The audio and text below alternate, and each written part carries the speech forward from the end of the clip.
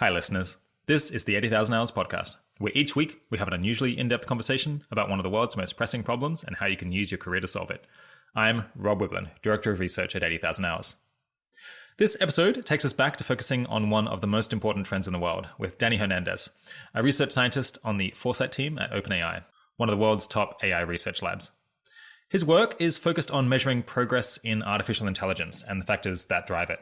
And this can potentially help us make better predictions about where the field is going and when and where machine learning is going to develop important capabilities. If you think, like me, that breakthroughs in what thinking machines are able to do could have a huge influence on society in coming decades and centuries, then forecasting when those breakthroughs are going to happen seems extremely valuable. Today, Danny is speaking with my colleague, Arden Kaler, who'll be familiar to regular listeners, because among others, she's been a co-host on two of our best-received episodes of all time. Episode 67, David Chalmers on the nature and ethics of consciousness, and episode 72, Toby Ord on the precipice and humanity's potential futures. People have emailed in to say that they've loved Arden's contributions to the show so far, especially her perceptive follow-up questions, and I'm sure that will be the case for this episode as well. Just a quick reminder that applications are still open for the Effective Altruism Global X virtual conference, and they'll stay open until the start date of the conference, which is the 12th of June. If you're interested, go to eaglobal.org and click through to the application. All right, without further ado, here's my colleague Arden Kaler interviewing Danny Hernandez. Today I'm speaking with Danny Hernandez. Danny is a research scientist on OpenAI's Foresight team, which is one of its safety teams. Danny's work focuses primarily on measuring progress in AI in order to help us better understand the field and where it's going. Before he was at OpenAI, Danny worked at the Open Philanthropy Project as a consultant on calibration training and attaching forecasts to grants. Before that, he was an early data scientist at Twitch. There he made a popular tool for prediction training and transitioned to helping the company better manage planning after reading Phil Tetlock and Dan Gardner's book Super Forecasters and How to Measure Anything by Douglas Hubbard. Thanks for coming on the podcast, Danny. Hey, Arden. Great to be here. Today, I hope to talk about forecasting, two recent blog posts from the OpenAI Foresight team, AI and Compute and AI and Efficiency, progress in the field, the safety teams at OpenAI, and possibly working on AI hardware as a path to impact. But first, what are you doing at the moment, and why do you think it's really important work? Yeah, so I'm working on measuring AI progress, and I think it's really important because a lot of people are giving a lot of attention to AI and trying to decide, like, okay, is this something I should work on? Is this something I should think about? Politicians, researchers, and I'd like to ground the conversation in some measurements and evidence, because otherwise it seems like people can talk past each other, and it's quite difficult for someone who's not an expert to evaluate the claims people are making about how important AI is and how much attention it should be getting. Do you have an example of people talking past each other or a claim that's opaque without, some of this evidence that you're gathering? Some people are saying that AI is the most important technology that people are working on. That's kind of a claim that people are making. And that, kind of everybody should be giving it lots of attention. I think that's kind of, this generic claim. And then there's also a group of people that are trying to kind of ground the conversation in what AI can currently do, and don't like speculation. Think of speculation and or forecasting really as unscientific. The norms of science are around engaging with existing evidence, not around speculating about the future. And so they're trying to talk about what AI can currently do, and other people are talking about what AI might be able to do in the future. And those people are usually the ones that are saying that AI is going to be one of the most important technologies to work on, are the ones that are talking about the future applications. Yeah, that's right. So I think that's how they talk and can disagree, is that then talk past each other, is they're talking about kind of two different things and problems. What should AI be able to do in the future, and what can AI do now? And they're related, but forecasting is its own kind of strange expertise that's not that common and requires kind of different norms and a different kind of way of thinking about evidence, and weak evidence. It requires thinking about weak evidence a lot. And so it's quite different than science in this way.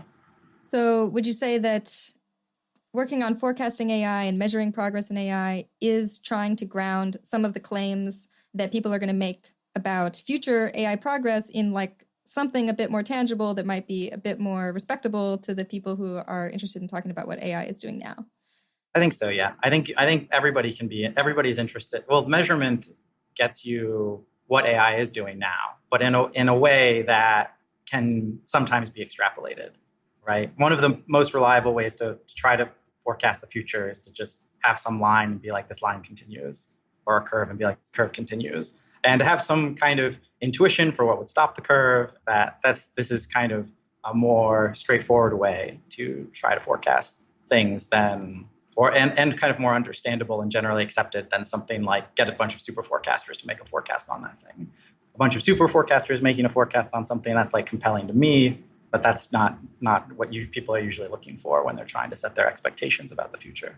Yeah, also, I mean, like just extrapolating a trend is like one thing that can go into a forecast made by super forecasters. I'm sure like they would be extremely excited to have that piece of research. Yeah.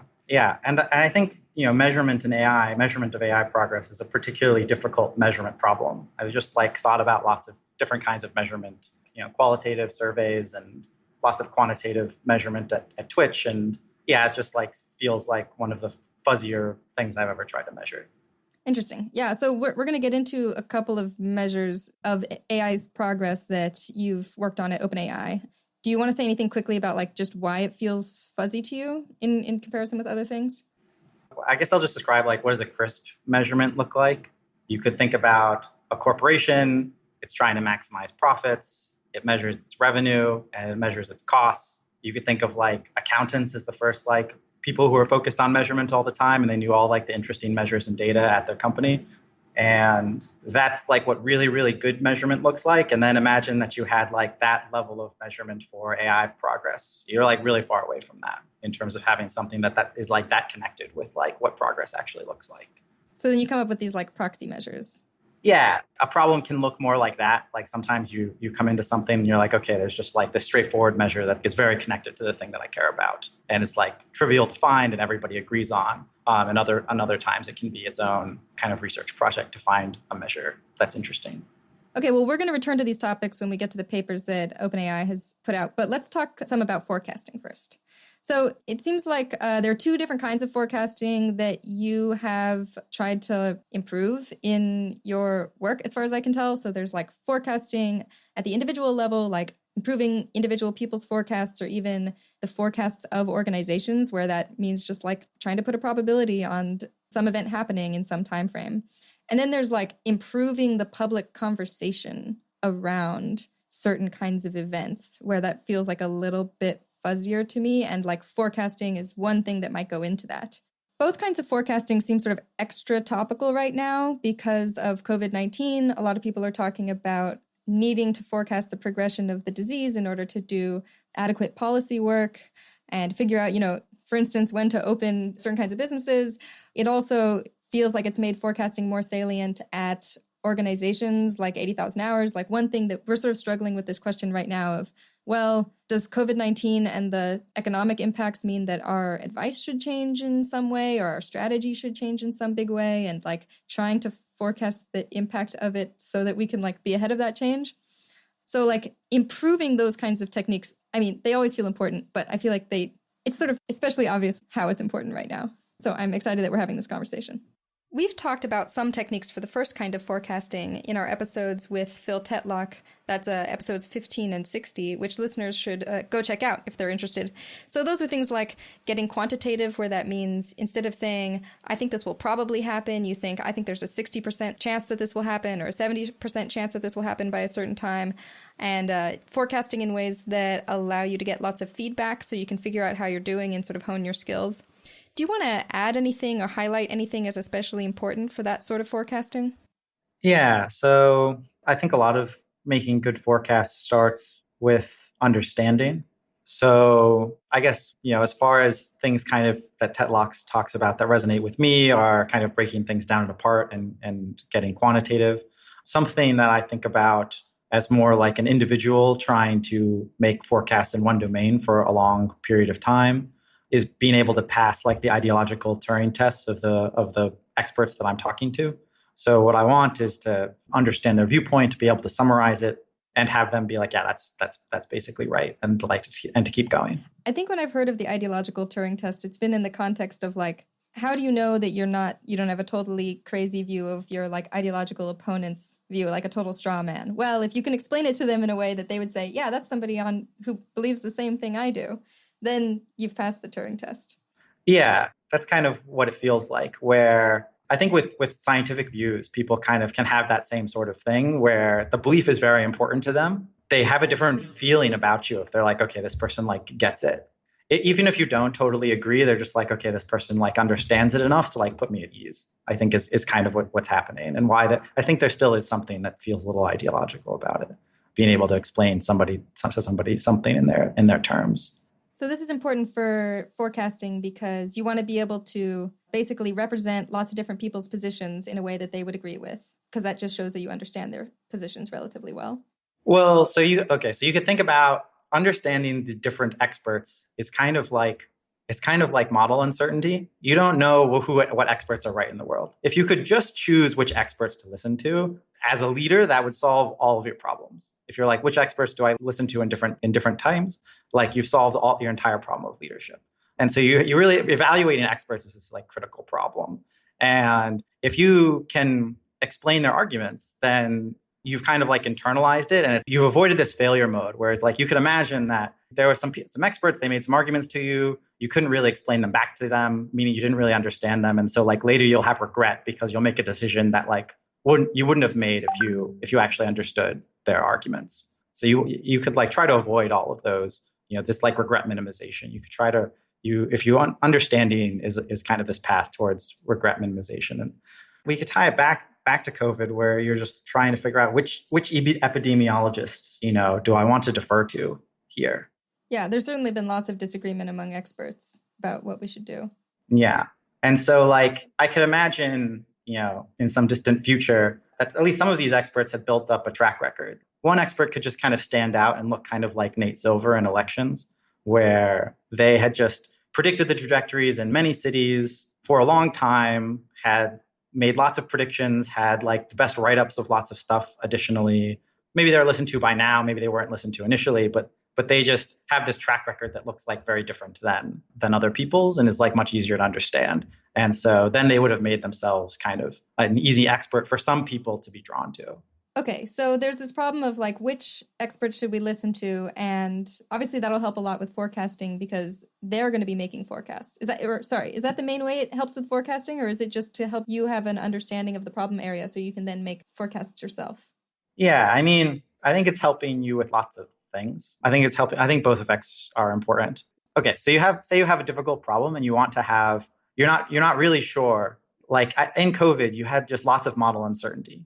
And one way of representing that is be like different experts could be right about the world. And so a good way to make an overall forecast is to put some weight on each expert's view being right approximately. And to do that, you want to understand that view so you can evaluate it yourself, at least somewhat. Like that would be ideal if the overall forecast is yours. If you have a long time, you could just measure everybody over a long horizon and then figure out who's right. But as is, if you're the decision maker or you're helping the decision maker, then I think you want to. Record. Yeah, you could measure their track record. Yeah, but you usually don't have that long because usually there are urgent decisions that you care about. And so that kind of goes into another thing in the like making forecasts in a domain, which is I think you want to get to at least like new higher level in a domain that you want to make forecasts in. For me, that's been product and engineering and AI research. This also just gets you a lot of understanding and it makes it be worth the person's time. The best experts are hard to talk to. They're busy. And so if you want to produce good forecasts, you need this valuable resource, expert time, and it needs to be worthwhile for you to engage. That's one way being having some expertise in their domain helps. You ask them good questions. When you ask good questions, people recognize it and they're like, okay, that's a good question. They just like wanted to think about it anyway. And they're pretty happy. And so that's like the rare raw input that I think about often is experts. And I think it's particularly the case in AI that it's quite difficult to get much expert time. And right now with epidemiologists, it's very hard to talk to epidemiologists right now. And so you really have to make it very clear to them it's worth their time for them to want to engage. Do you want to just talk about the ways, like various mechanisms by which you think the work at OpenAI can help inform and improve the public conversation around AI? Maybe I could describe some ways the communication is notable or something. Like there's some aspects of it that seem intentional. One is that there are blog posts that kind of are targeted towards just a broad audience that would include any like kind of decision maker, like all decision makers in the world. They're part of this audience. So that could be, that could be CEOs, that could be politicians, that could be political analysts, other researchers. And actually the blog post is often what we as researchers want first also. It takes a while to in-depth read a paper. And before I want to decide if I read a paper, I would rather read the blog post. So it's really just targeted at everybody. And I think another thing is that once you have this, you can take it to the people that you wanted to talk to and wanted to see it. So Greg Brockman and Jack Clark have both testified in front of congressional committees on AI. Once you've created something that should be part of the conversation, then you can go all the way of taking it the last mile to the people that you wanted to see it. I think those are two kind of notable ways. And then amongst researchers, I think it's just a more productive debate to look at a piece of evidence. So I think that's the main point. But you could also think of it as you could try to be constructing, say you have 5 or 10 things that are 2 to 4 pages long that you would just be okay, somebody who knows literally nothing about AI, what should they read? You could think of these as beginner materials, which I think ADK actually puts quite a bit of effort into this kind of thing. Having accessible materials. Yeah, I think accessible materials are kind of high impact and maybe slightly less exciting than novel work to people. So you have to be motivated by impact, I think, to want to make accessible materials. Yeah. No, listeners should definitely go check out the blog posts for the papers we're going to discuss. You definitely do get the main point in the first 2 sentences and the graph. It's great. So how do you figure out what research questions are most valuable to work on? There's lots of inputs, but one input would be, it is kind of, forecasting related. At some high level, I might be a Peter Thiel type thing. What are the most interesting things that I think are true that people disagree with? What are the most important such things? I might start with those. What are just the most important problems in the world? What are the most important problems in my field? What are the things in there that are the most uncertain, where there's the most information that's the most tractable to get?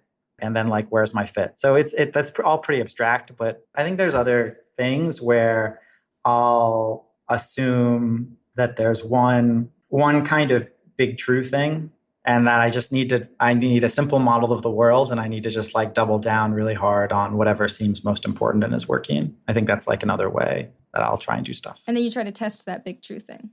Try to test it and try not to get bored. There seems like there's often a tension between questions where their answers are really interesting and are really going to push the field forward, and questions that are really well-defined and tractable. So for instance, in the first camp, you might think, if I could have the answer to any question that's going to help me understand the progress of AI, you might just say, well, what will transformative AI do? These kinds of things. I mean, it's obviously a totally intractable question. It's hard to, it's ill-defined. And then the tractable questions and the more well-defined questions are sometimes farther away from what you ultimately want to know. How much money was invested in AI companies between 2010 and 2020 or something like that. And I'm just wondering if you have any techniques for sort of finding the sweet spot of things that are the most informative, but also still tractable. In the same way I kind of described choosing experts is almost the entire problem of leadership. I feel long-term planning is a similarly difficult question, or your research agenda. And that figuring out what should be on your research agenda, just kind of there's lots of generically good advice, talk to people that will improve your research agenda, think about how important things are and how tractable things are. I think it's hard to add something novel to the question of how to pick your research agenda. And I think for me, it's I try to I think the novel thing I might be able to add is I try to make the gnarly forecast of the thing I actually care about that seems totally intractable. I'm what do I believe currently? And then I think about where does that come from? And what does that make me want to look into? And what it makes me want to look into are the things that are the most tractable, that would be the most informative. Okay, but it's like you figure those out by first trying to tackle the like really gnarly question, even if you don't end up being able to answer it. So I'm curious whether you have any tips in particular for thinking well and forecasting well very unlikely events that are super impactful. Listeners will know we're sort of especially interested in those sorts of events at 80,000 hours, and it seems like even things that aren't sort of existential risks but are still very terrible, like COVID-19, show that we don't quite know how to think about these as a society. It seems like we sort of got burned by not being able to really appreciate like how bad something could be, even if it was a bit like pretty unlikely. Do you have any like specific tips about how to think about these tail risks? You could try to make better institutions. You could try to make a more like numerate public. When I think about numeracy here, I think about, understanding probabilities, thinking they exist in the world and are real and are things you can say and believe, and understanding exponentials. And there's not that much else in my like list of be numerate besides that. But those aren't things that are particularly emphasized. We have like 12 years to like make people numerate, and like we don't really try that hard to make them understand either of these two things. Yeah, I guess like the thing that seems especially challenging about forecasting or trying to figure out, okay, how probable is some very improbable event? Is it like there's a 1% chance or a 1.5% chance? It like really matters if the thing is a really big deal. But it's just really hard to get very fine-grained in our forecasts. And also often, we're talking about events that have like no precedent, so we can't do reference class forecasting as easily. And I'm just curious if there's like any techniques that you've come across that might help us get better at trying to get accurate beliefs about those kinds of events. I think there is something that's like often extremely helpful and neglected, which is to trying to find a decision boundary. The conversation, it was like, how likely is this thing? It was not at all like, how likely would this thing need to be for us to take different actions? And if it makes sense to take a bunch of actions, if there's a 1% chance of this thing, then everybody can agree that you do that. If there's a bunch of other actions that you can agree on 5% and 20%, it's like you have this very complicated decision with a lot of uncertainty. The other thing, right, like what would we have to believe? We have like perfect information about that. We like know what we would have to believe, or like we get to decide. It's like the decision maker gets to decide what they would need to believe in order to do that. Yeah. They just have to introspect. So that would be something like, if there's this chance that this many people will die in a global pandemic, then we should institute this policy, and we get to decide what that threshold is. I guess it feels like it's not always clear that we get to decide that, because you might think like, well, what is the impact of that many people dying? Like there's lots of further questions. How costly is it to implement the policy that, you're putting a threshold on? You might not know the answer to that question. So it feels like there's still like other unknowns that might go into the setting of the threshold. Yeah. There's still questions. And I haven't thought about this decision boundary thing as much in COVID.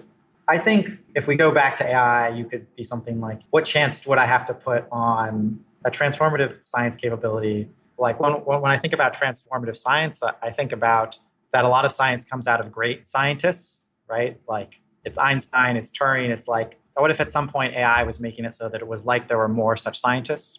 At one level, it could be actually just capable of being that scientist entirely on its own, but it could also just be making such scientists. So given that kind of setup, it's like, what chance would you need to believe to be interested in AI or to want to work on AI?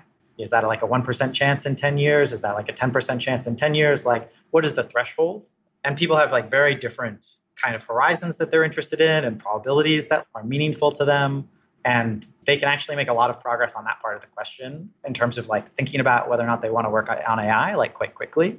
And then it is like their like intuition again, like when do they feel motivated and excited, or like philosophically excited or something, right? Like they get to decide this threshold. Let's talk a little bit about just your path to where you are right now. So you're on the Foresight team at OpenAI. Before that, you were at the Open Philanthropy Project. Before that, you were at Twitch. Can you just talk us through that transition? Yeah, so I can start off with Twitch. At Twitch, I started off as an analyst, just like really into kind of, understanding what people did and why. That was like the question that really motivated me and made me want to work on the internet. Twitch's users. Yeah, Twitch's users. Twitch is where people watch each other play video games on the internet. And it's like bigger than most people think it is that don't know what it is. Okay, so yeah, I was there. I did a bunch of different things. I like led the mobile team for a little while. I did project management. I did kind of engineering management. I learned to be an engineer. I didn't kind of show up knowing that much software engineering, which was kind of strange. Then I became a data scientist, the kind of data scientist that produces evidence. Who I would look at the database. I'd be like, okay, all the users, they show up on our website, they do a bunch of stuff. All of these, we track all of these things. I would turn that into like evidence as to like, what should we do? What are these people? What are their problems? Where are they getting stuck? What things are succeeding? How much are they succeeding? I see. So you were kind of working on strategy questions, which are sort of related. Yeah. So that's like one kind of data scientist is like, you could think of it like analysts just like negotiated for a better title when there were like better tools that made them higher powered. And that's like one side of data science. And like, sometimes I did some machine learning things, but a lot of the time the thing to do was something very simple. And then I read How to Measure Anything and Super Forecasters. And I went to a CFAR workshop, and kind of all of these things got me. That's the Center for Applied Rationality. Yeah. And so when I read How to Measure Anything and Super Forecasters, I realized that like these were the questions that I wanted to ask the product managers and other people at Twitch. I wanted to know what they expected to happen.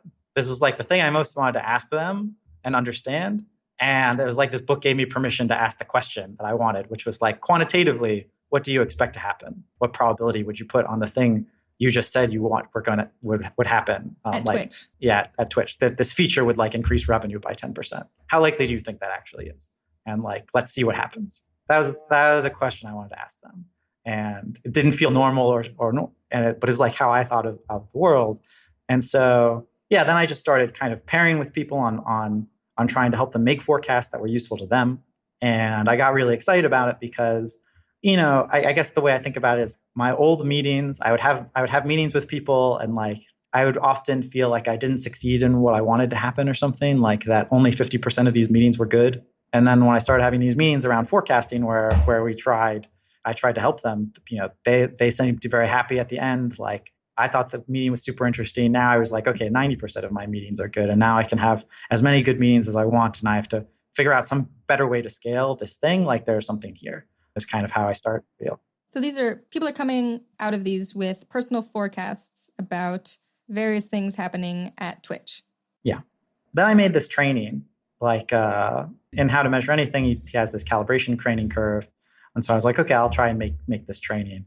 And in a day, do you want to just say sorry, we've talked about this with Professor Tetlock, but just for people who haven't listened to that episode, say what calibration training is? Yeah. So that thing I just described before where like, somebody launches a product and then they see kind of what happens, they could have made a prediction. You could imagine that all kind of being a very tight loop where somebody makes a prediction about something that is already known in the world, and then they get the answer immediately back. And so they just keep doing this. And so if you do this, over 2 or 3 hours, it's like most people become calibrated. They become so that their probabilities are like reliable. Things they think have an 80% chance of happen approximately 80% of the time. And so I was excited about this, and I made this training where as this data scientist, I just collected all the most interesting numbers at Twitch for the entire history of Twitch. I just like had them all in my head, and I could have written them up in a document or put them in a presentation, but like both of those would have been kind of uninteresting to people. That would have bored people. Like they'd already seen these numbers before in past analysis. But I had them try to predict it. I had them try to predict the numbers I thought were most impactful in describing Twitch as a business. And they were like super interested in this thing. I made this thing in a day because I just had all these things cached. I had this like unique knowledge. And I sent it out, and like maybe there's like 1,000 people at Twitch, and maybe like 100 of them do it in a day. And I had one question at the end where I was like, would you recommend this to a colleague? Kind of like, would you recommend this to a friend, but the business version? And 97% of people said yes. And in that moment, I was like, this is, I'd read all these books about minimum viable products and like product market fit. And I was like, okay, this kind of calibration training has this product market fit, where it's like you've made it so that it's questions the person was interested in instead of it being trivia. Yeah. So how useful do you think this calibration training was for making people better forecasters? Well, I think it took them from totally uninterested in forecasting to able to make forecasts. like somewhat comfortable. Some of them were good at it. It made it so that the ones that were good at it and were interested in it, like that the other people would listen to them or accept that as like a reasonable form of communication. One way of thinking about it is like, I think it was more useful for almost all of these people than talking to me for 2 hours. That does seem much more efficient.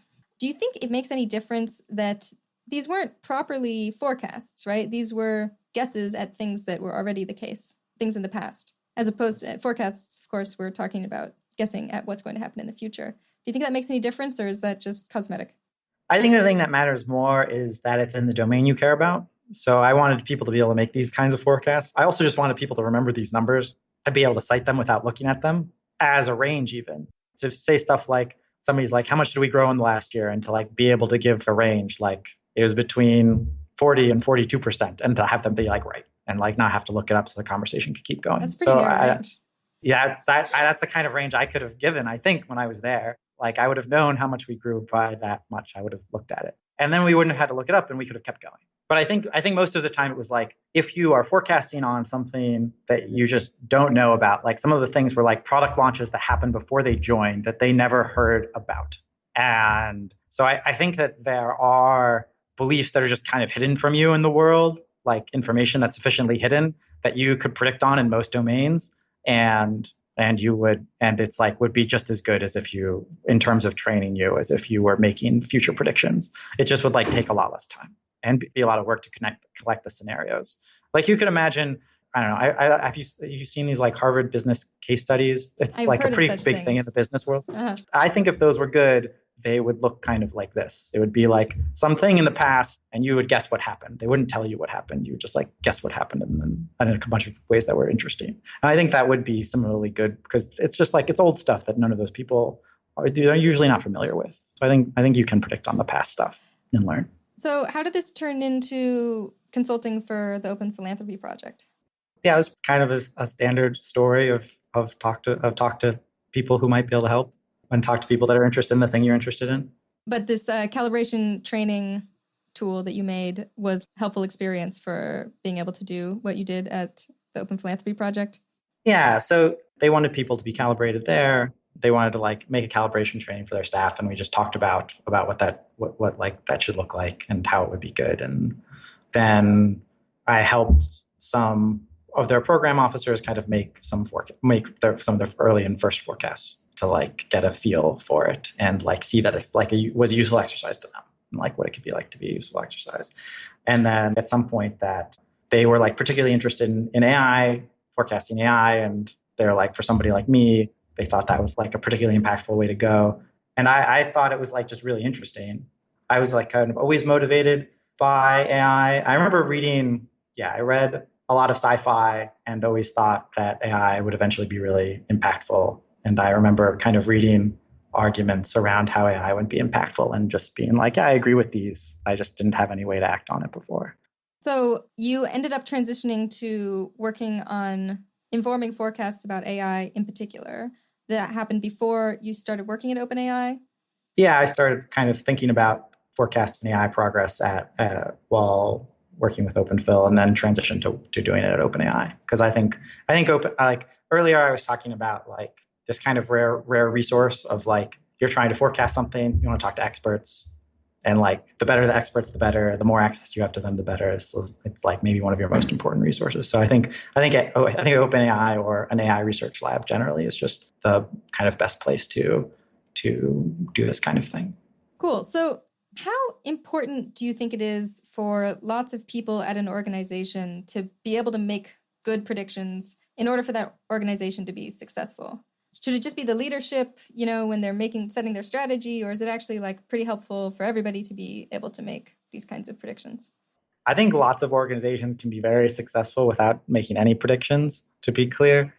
I think there are returns to everybody being able to do it, but it's kind of like a cultural, like a numeracy rigor. If you in a numerate rigorous culture, I think you kind of want everybody to be able to do it. And I think what you're doing is you're training everybody to be a bit of an executive. I'm going to talk more abstractly about future organizations that could exist. So you could imagine an organization in which kind of all of the, like, I'll talk about a startup because I understand such organizations a little bit better, where all of like the people that were like product managers are kind of like the mini executives generally, but like there's other people like engineers and designers that are all working on a project. And I'd kind of want them all to make predictions, because it could be that some of them have really good executive judgment as to what will succeed and fail, but they just have this other expertise, and that's what they double down on because they can clearly succeed in that domain or not. And this like executive domain is more like it takes a while to observe, it's kind of stressful, and like it often requires managing people and all this other stuff rather than just like figuring out what will work and what won't work, like this judgment around that. And what I'd want is just like measurements of like how good everybody's judgment is on everything that's really important. And so that those people can be, so you can talk to those people and listen to those people on those questions. And so then I'd want it everywhere. And you could imagine a company that's less political because it has a better measurement of people's judgment. And so, yeah, you have this kind of, the more measurable success is, the less political things become. Like the more obvious it is that somebody is succeeding. I see. So where political means something like there's some sort of power game going on. You make allies, you don't actually believe that a thing's important. You're just like trading favors and stuff. And you could think of this as like some overhead tax on a company that like some companies, like politics or something, it might be like 90% of the effort is going into political things. Well, possibly. Sounds proper or 80% in that case. Or 80% or 70%, I don't know, but it's like a high fraction, right? Versus like a startup company with like 2 people.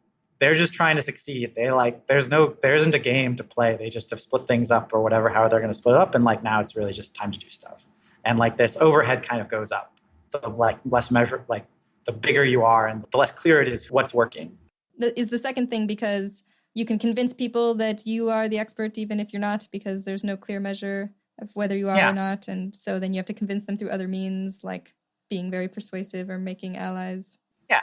Interesting. Yeah.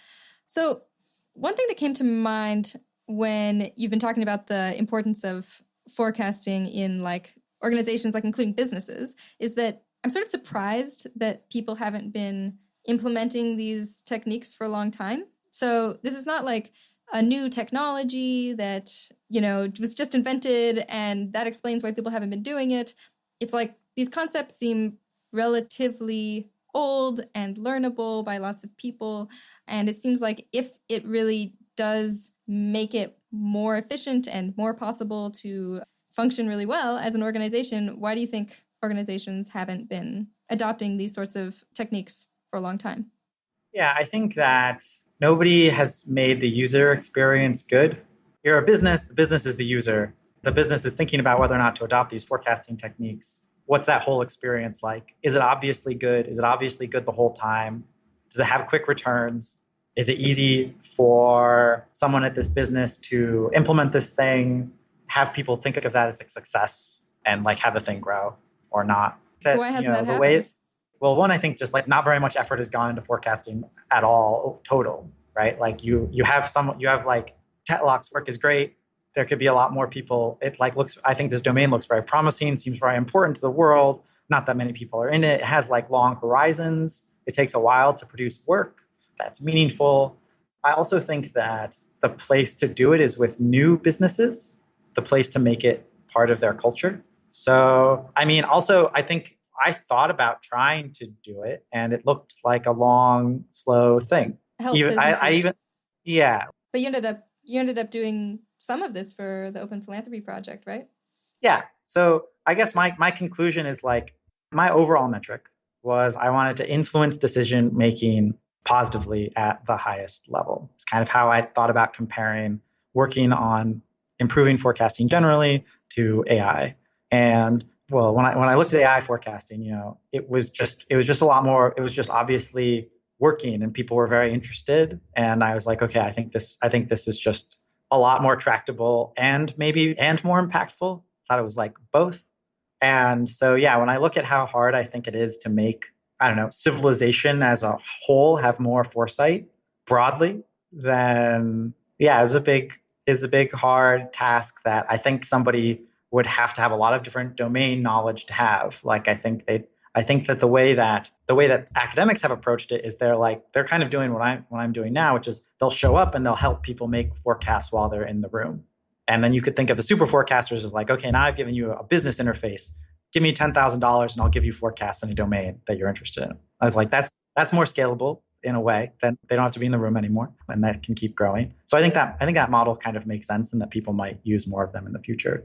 But this other thing of like make it just obviously valuable to be kind of rigorous and quantitative in lots of cultures in this way, like I think that would take something more like, I think like calibration training that was targeted at startups that like led some startups to like grow into the next Airbnbs and Googles. Then they like had this as part of their culture, and then like Fortune 500 people start copying them, or Google starts copying them, but they like grew up with it and like have shown that it's good and they're getting real advantages out of it. I think that's like the way. I think it has to be this. I think it's like more likely to happen through this sort of like bespoke new organization thing, because it's a lot of political. You are going to try and show that some executives are incompetent. Yeah, I guess so. The reason I'm pursuing this sort of line of questioning is basically, this seems sort of just like obviously good to me. Like, well, have better beliefs about what's going to happen. That makes you better at acting in the world. And I'm trying to think of reasons why that might not be true. And the thing that seems the most obvious to me is like, well, if it was true, then people would have done it more. So I think on analogy with management training, right? So there's like tons of literature and tons of academic work on like what makes a good management structure. And, supposedly this is because some of this allows firms to perform much better, even though it involves having to go in and like change some stuff. This seems like it should be like that. Forecasting seems like in a similar genre. And it seems like it should be similarly popular, but it's not, which makes me wonder, okay, what's going on? Maybe it's not as helpful to put these exact probabilities on things as I would have thought. I think part of what I meant by the UX not being good is I agree that lots of people come at forecasting and they see that. They're like, yeah, this is how like decision should work. And other people come, but more like, I don't know, 90% of people kind of, you explain it to them and why it should be a good idea. And they just are inherently skeptical. Probabilities don't seem real to them. They think it's going to be like a lot of work and a lot of rigor. Maybe they're scared, but like their initial stance, like calibration training that's on trivia, that's really only appealing to people that already just kind of believe or like intuitively think that this whole kind of line of forecasting is a good idea. And other people, they show up and their initial reaction is negative and it never gets overcome. But I think calibration training did overcome it at Twitch for people. It was like a calibration training about a thing that they were interested in, and like that flipped this switch towards like, okay, they're like, this makes sense, and they want to communicate in this way sometimes. But I think for the average person, the user experience of starting forecasting is pretty bad. You like make some forecasts, you're like, you have no idea if you did a good job. You find out in a long time, like you're worried you're going to be wrong, like you're really uncomfortable. It's a pretty bad experience. I will say that I've done the calibration training that OpenPhil released, and it did like a little bit just make me feel like an idiot. So I can see why maybe some people, it's like they're not super excited about doing it, just because like probabilities being sort of way off the mark and being sort of shocked by how far off the mark they were. So maybe that's a really common experience. And I think calibration training is a better experience than just trying to start forecasting on your projects. Like it could easily take you 2 years to get that same level of signal of like, I'm just overconfident all the time on all the things you really care about. And like at some point you're just going to stop, because like that sounds pretty unpleasant to just always be wrong and to not see how, and it to be that slow. So before we leave this topic, what do you think we need more? More research on new techniques to make us better at forecasting, or even like other aspects of decision making, or just more implementation of what we already know is relatively good? I think I'm like most excited about people trying to leverage calibration training, like generally, because that's the thing with the fast feedback loop. I think we have a solid grounding of research, and that we could like use more entrepreneurs in that space that have kind of this goal of improving civilization's foresight. I think that's like the main reason you would pursue this, not because you like think it's a good way to make the most money. I do think there is research to be done. The research question that I would have encouraged people to do is to see to what degree calibration training generalizes. You could imagine a setup where you had people take calibration training in like random on like 10 different topics or something, and in different orders and try to figure out like what percentage of people are kind of generally calibrated and like what does being generally calibrated look like. If I'm calibrated in like 3 domains, does that mean I'm just almost certainly calibrated in all domains, even ones I haven't seen before? Or yeah, because most all of the studies are on trivia. Yeah, I guess this sort of relates to the question I asked earlier about does it matter that the things that people are being trained on are things that already happened? You could imagine that it's much easier to be calibrated on some kinds of things, perhaps things that have already happened, than things that will happen in the future. I mean, I'm not saying that's necessarily true, but this is a question of generalization, and you want to see more research on that. Yeah, I'd like to see more research on that. I also think it could be nice to just be like certified as generally calibrated. So let's move on to talking about these 2 papers that have come out of the Foresight team at OpenAI in the last year. So AI and compute and AI and efficiency. Let's start with AI and compute. Can you just tell us exactly what was measured and what was found? Yeah, so AI and compute, what was measured was the amount of computation in terms of floating point operations that have gone into training the largest neural networks, where floating point operations are like additions and multiplications and subtractions. And what was shown is that kind of between 2012 and 2018, that this went up by 10x per year, 300,000x total. And AI and compute was the first thing I worked on at OpenAI, and it was joint work with Dario Amodei. So there was also an addendum released that studied compute before 2012. And I feel like that's really useful for getting a sense of what's really going on. So can you describe that? Yeah. So, if you look at this same kind of question, how much compute went into kind of learning and training systems from like the 60s to 2012, then now kind of this compute is just following approximately Moore's law over this long period of time. And so like you're going from, 2x every 2 years to 10x per year. So it's it's like, it's a nice graph because there's just a clear kink, and it's like, okay, whatever's happening in this domain is different than what's happening before. Yeah. So do you have a sense of what did happen in 2012 that caused the big change in the growth rate? I mean, I would credit it to AlexNet, which is this machine learning result where, before this, you had kind of like handcrafted heuristics kind of assembled by experts to recognize images. And this kind of simpler neural net system that's like a lot simpler to create, took a lot fewer people than most of these other systems, just beat those old systems by a huge amount. Maybe like it got like 79% accuracy, where old systems probably got 10% less or 15% less accuracy on the same system. And so it just was the first thing in which neural networks were kind of the state of the art system, right? In the 90s, neural networks were like, well, I'm not sure about how good handwritten digits systems were before, but in the 90s, there were neural nets that were kind of could read handwriting or could read numbers and transcribe things. And that's kind of maybe the most interesting thing that happened before. So we had this really interesting model that was just like much more successful using neural networks. And then is the compute growth just a matter of people being like, well, this is now worth it for me to invest a lot of resources in order to be able to do a lot more computations because this seems to be actually getting returns in performance, whereas it didn't as much before? Yeah. So it's like the systems that like learned before, they didn't get returns from, they were never had capabilities that made people want to keep ramping up investment. It's kind of like they never hit like product market fit or something. It was like never clear how that you were going to be able to leverage them to do something interesting. I mean, just from kind of these vision systems, I think it pretty clearly was true that you were going to start to be able to do economically interesting things with neural nets. Like as soon as you saw AlexNet, you could know that there would be interesting economic applications.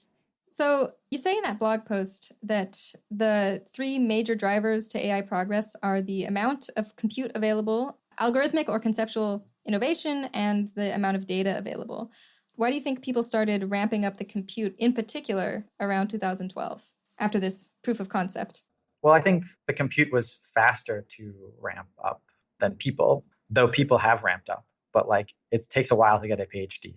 And that's like some portion of the field is kind of like that branch of people who got PhDs, and that takes a while. These are the people driving algorithmic innovation are researchers, and you can't ramp that up very quickly. Yeah.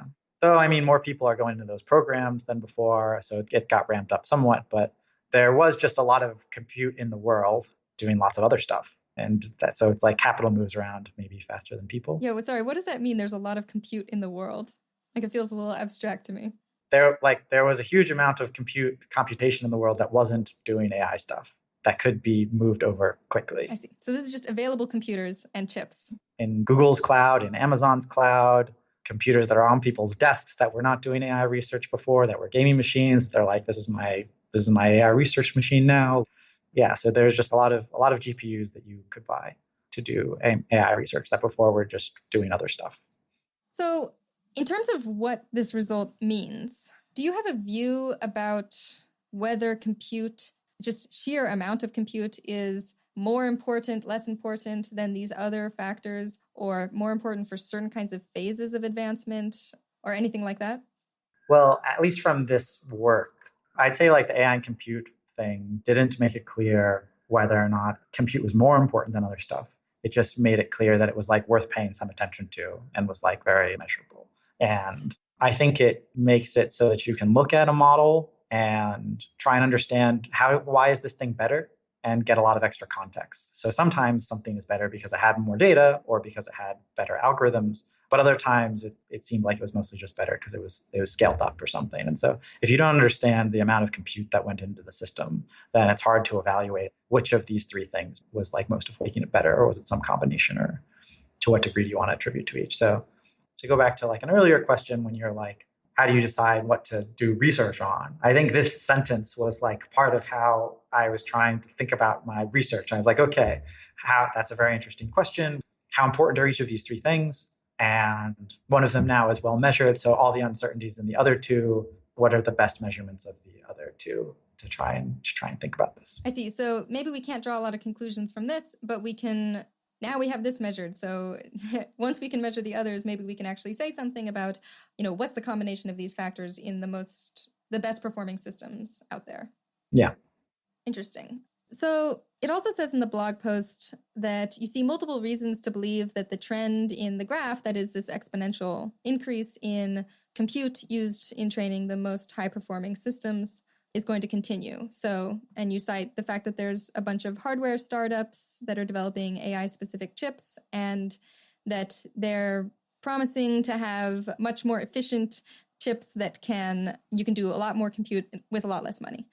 Is this just a general observation about computing that, like, look, we're going to be able to have more of this resource available? Or is this something more specific to AI? Like, we're expecting to see the investment of compute in AI grow to a greater degree than for everything else?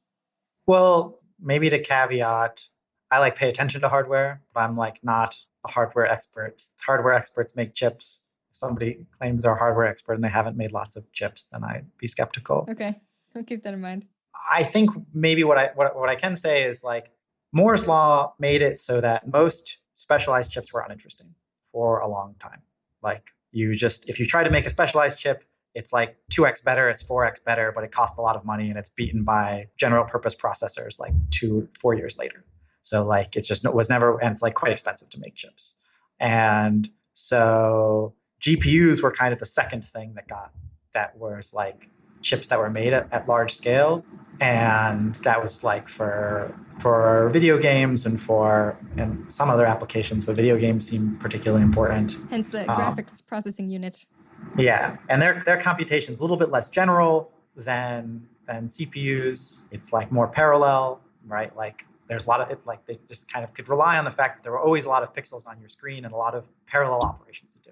And that one way in which AI is different is that there are very few kinds of chips that people are trying to make, and one of them is AI chips. And so it's possible that this will lead to a meaningful gain in efficiency, that like you have all these people and they see this as like one of the big things they should try to do, is to try to make AI chips. There's lots of startups, and so there's just some chance that somebody will succeed. There's lots of startups and the large companies are also quite interested in anything they can do in the AI space, in hardware.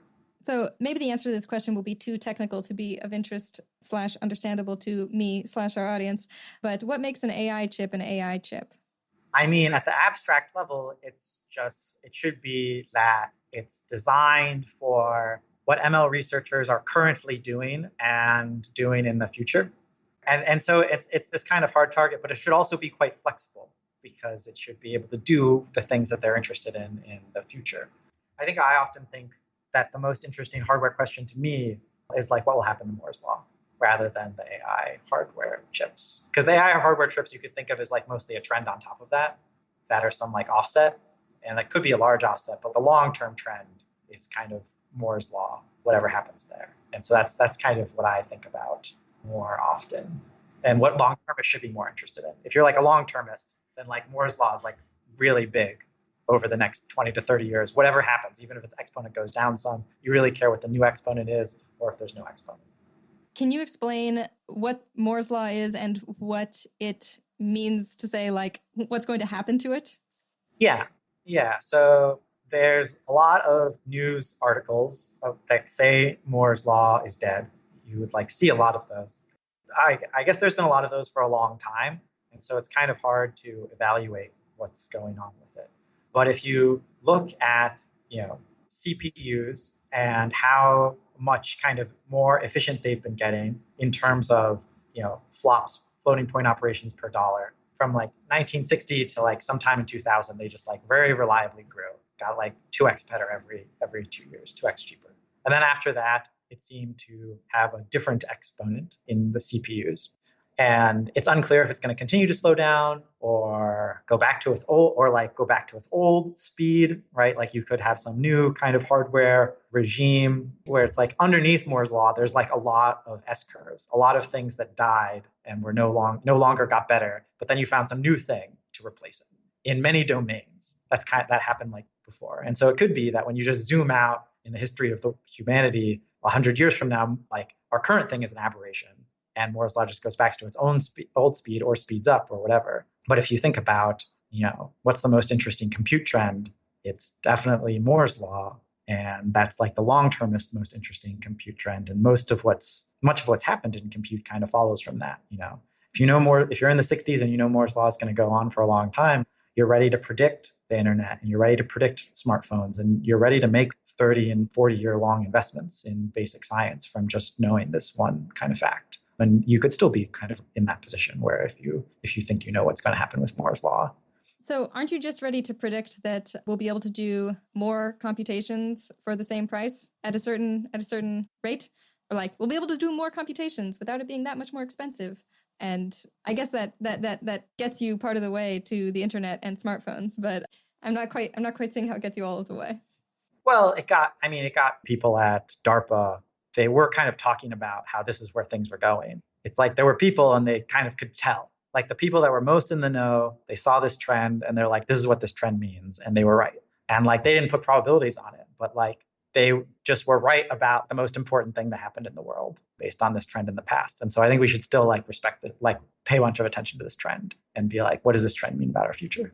Yeah, definitely. No, I mean, just to be clear, I wasn't exactly skeptical. I was voicing the sense of like not being able to quite connect the dots in my own head between this efficiency and these advances that we're seeing now. Yeah, well, so I guess the way they thought of it was like when they looked at computers, they're like, okay, my computer fits in a warehouse. And they're like, will it ever be on my desk? Will I ever have enough computation to have anything more than just a cursor in front of me?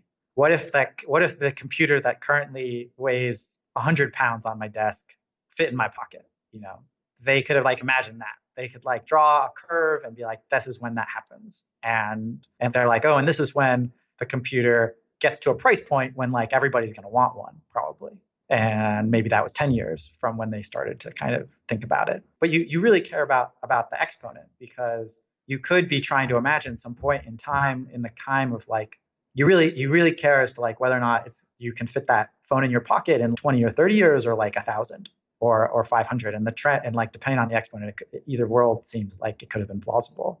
Okay, cool. So we're getting ahead of ourselves a little bit because this is more related to AI and efficiency. But just to get back to AI and compute for a second, I guess one question that I would just love to get clear on is Why is compute so expensive? So one thing that this huge explosion in computation explains is why it's so expensive to run these really advanced AI models.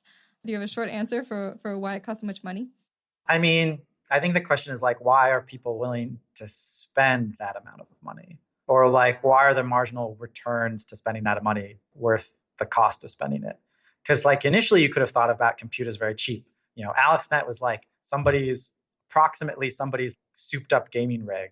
It's like a computer with 2 GPUs. It's like a researcher on their desk type thing. And so at some point that compute was super cheap. And then what people saw was that they could make their systems better by scaling them up carefully. Like that was one way to make things better. And so they were willing to do that as long as the returns to doing it were better than the costs.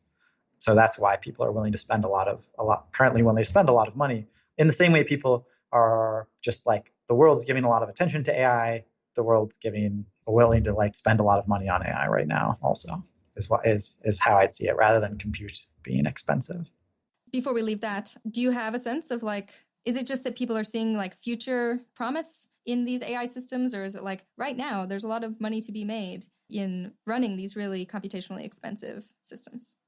I think another important point is that AI and compute is about training systems, and that the training of systems is actually a small fraction of their computation. So for instance, Google had this paper about a model called WaveNet. They were looking into like letting people search through voice. You're going to hold up, maybe in like 2013 or 2014, they were like doing these calculations, and they realized that if they got a meaningful amount of voice traffic, maybe like 20% of searches were voice searches, that they'd have to double their data centers. So like that was from running the model, not from training the model. And so that made them very excited to try to make a more efficient version to run of that model.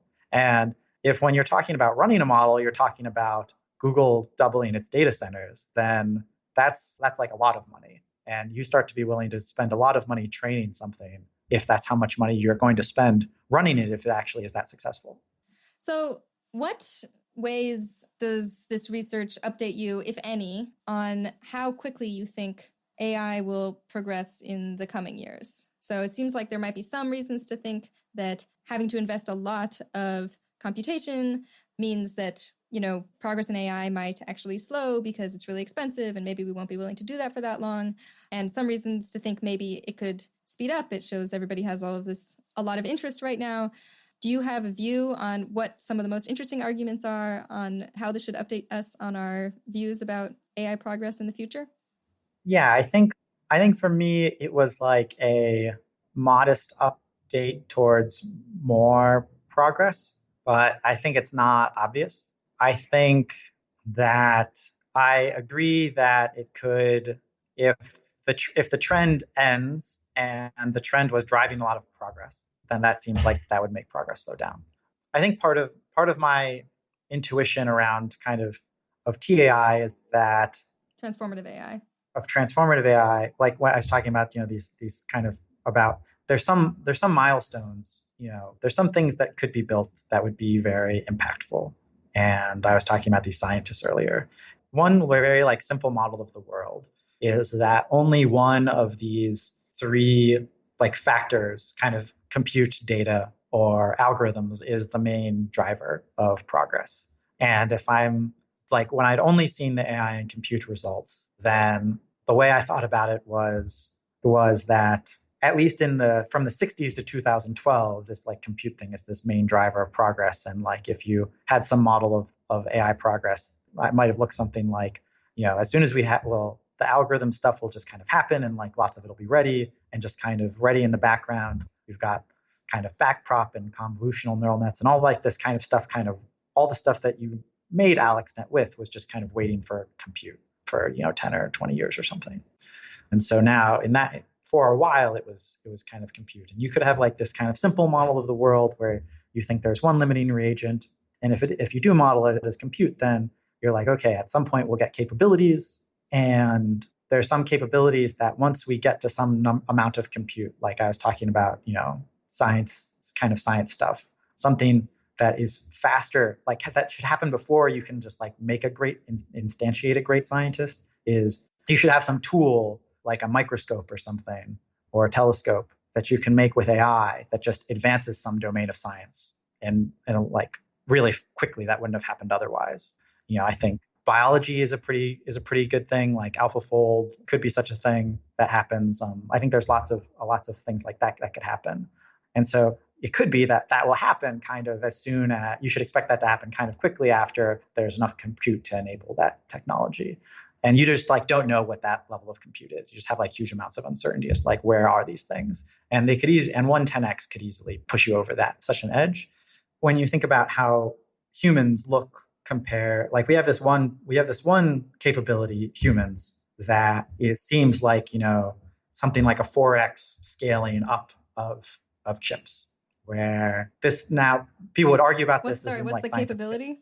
The capability is human level intelligence. Okay. And it seems like it's chimp level intelligence scaled up by 4x compute. Where I'd say their brains, people could disagree. There's like some literature kind of discussing this claim, but from what I can tell, humans seem mostly like scaled up chimp brains rather than an algorithmic improvement. And so you at least have one example of like, okay, like 4x amount of compute can be the difference between a much more powerful system than another system. And so, yeah, I think we should have quite a bit of uncertainty as to what can happen when you increase compute by a lot. So saying that it's true that human beings' brains are basically scaled up chimp brains, where the main difference is compute, and taking the results from AI and compute, one thing I'm not quite following is how any of this shows that like compute is a big driver of progress in AI. Is it supposed to be that, look, people would not be willing to invest this much compute if it wasn't having big returns. So the fact that they're willing to invest so much compute suggests that it's a really big driver of progress. I think that's an argument that you could make, that like people see returns to this thing, and so it must have some value. I think the argument I was trying to make was you have this compute thing, it's going up quickly, and it's possible that has a large effect. Okay, yeah, well, that seems right. Because we don't understand, our model of this system is like pretty poor. Yeah. And it seems like in other systems that are like somewhat similar, it seems to make a really big difference how much compute. Yeah, it at least can make a difference at some point. I mean, well, this doesn't quite seem to actually decide between thinking that these results mean that progress will be faster or slower, right? Because if you thought, well, I mean, basically it's just we're very uncertain and we don't know how long this trend is going to go. Yeah, so I think it depends on what you kind of start off kind of believing or something. Yeah, maybe your like priors matter quite a bit here, and like how impressive you think the current systems are. And yeah, so I don't think there's like a definitive case to be made. I think that it's just that it's like a measurement that should be in your arguments somehow. You should have this measurement in your arguments. It's not really clear where they go. It is really clear what to do with this measurement if you're in industry or something, or if you're in government, right? Where in government, I'm like, look, the AI researchers are in academia are going to have trouble. There's a growing distance between the amount of compute that industrial labs have and researchers in academia.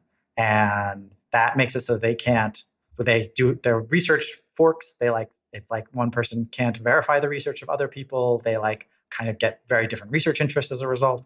And so, it's kind of like all the, like, I want academics to have, particle accelerators too. I don't want all the particle accelerators to be owned privately. That sounds weird.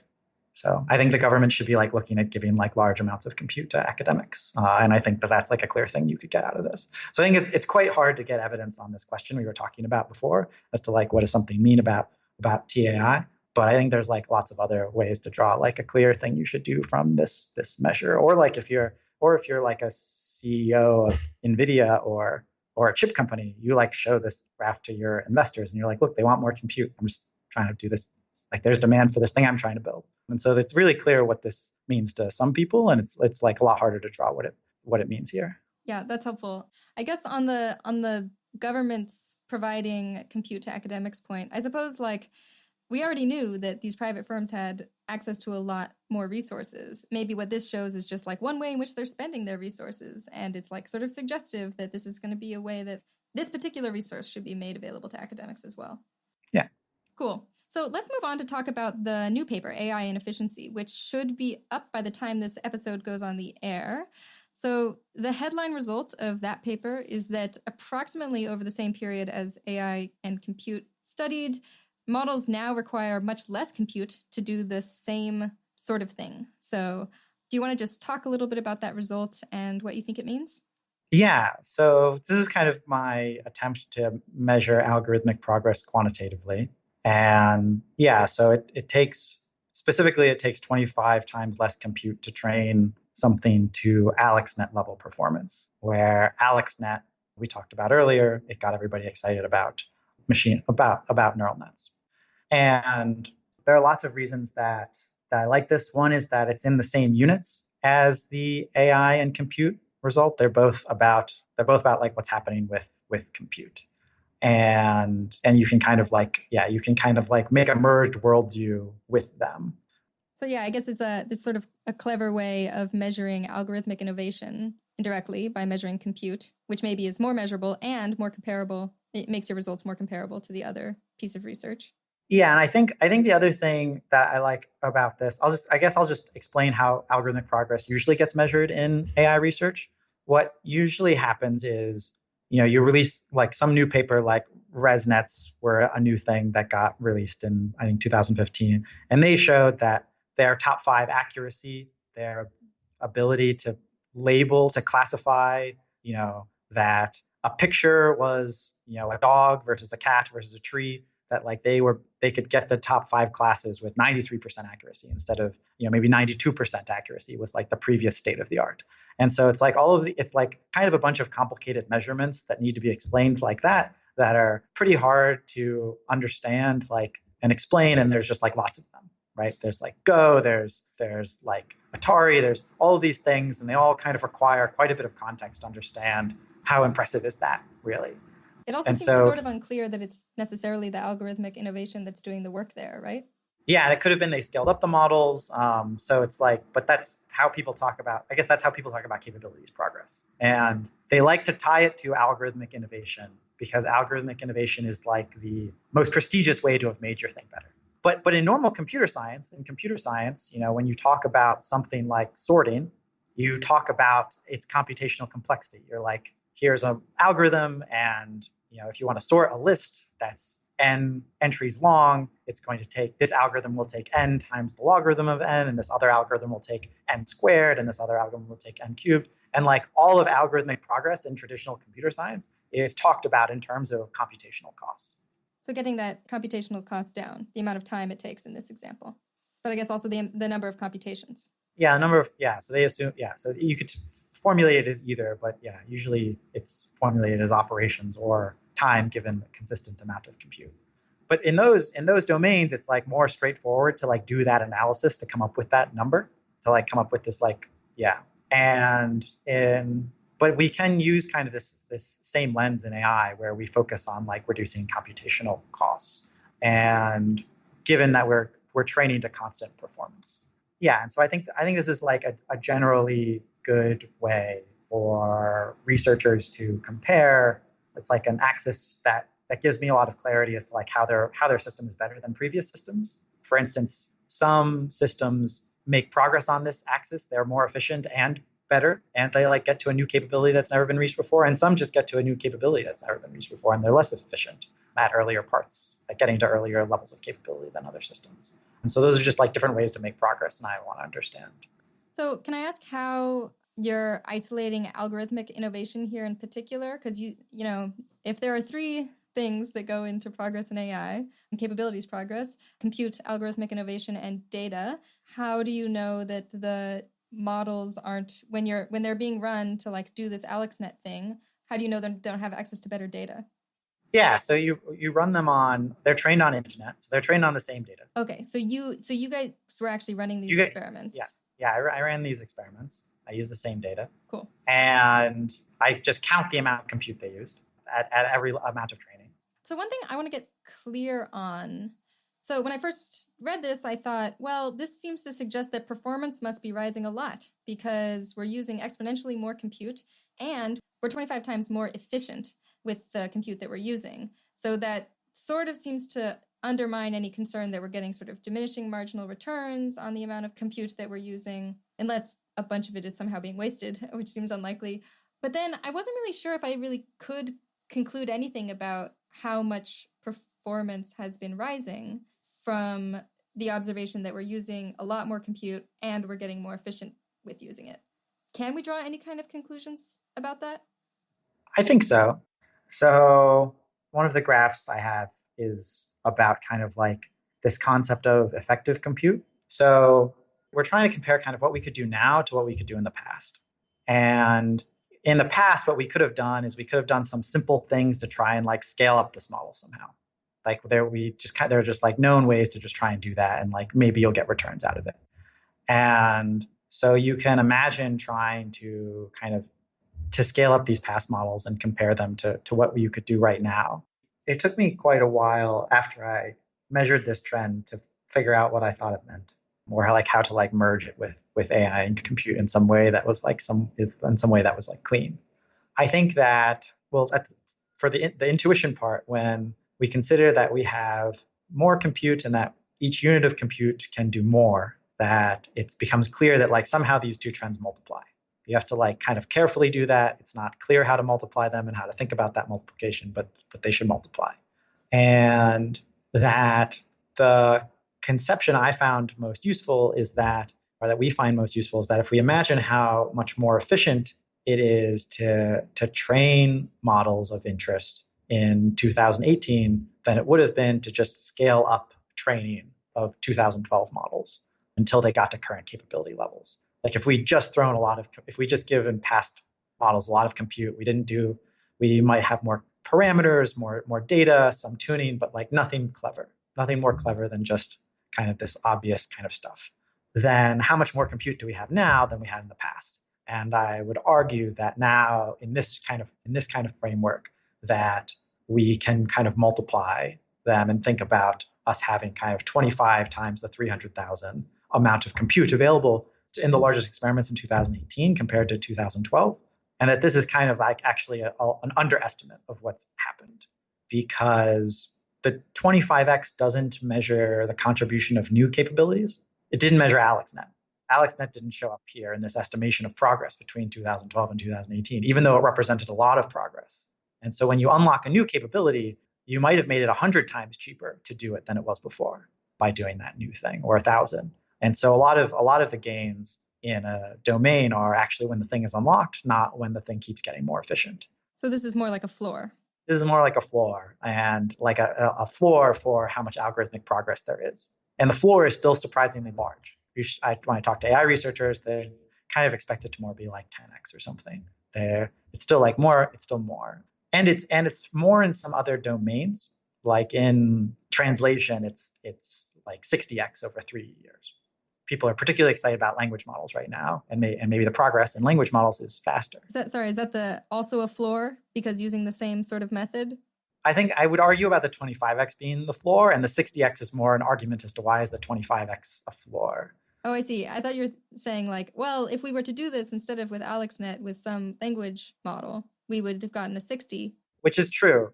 So yeah, I think you're interpreting what I think, like some aspect of it correctly, but maybe less like the claim that I'm trying to make with it. Whereas what I guess I'm trying to make is like there's some more progress in some other domains of interest. And so like this AlexNet 25x is lower than some of the other domains that were observed. Mm-hmm.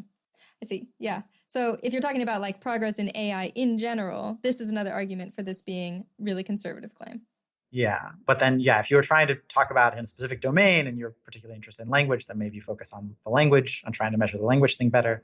And then, yeah, also like this number hasn't really been optimized yet. Like nobody's tried to optimize this number, including kind of me. Wait, sorry. What do you mean optimize the number? Like optimize how much efficiency we are seeing? Not that exactly. More like optimize how much compute it takes to get to AlexNet level accuracy. AI researchers are trying to make the most performant systems for the most part. Sometimes they're trying to make more efficient systems. But when they're trying to make more efficient systems, it's usually at runtime, not in this like early training phase. And so we have this, I don't know, like a Goodhart's law style thing where it's like nobody's tried to optimize this thing yet. So maybe it's like a more reliable measure right now because this is just what happened without people trying to make this better. Yeah.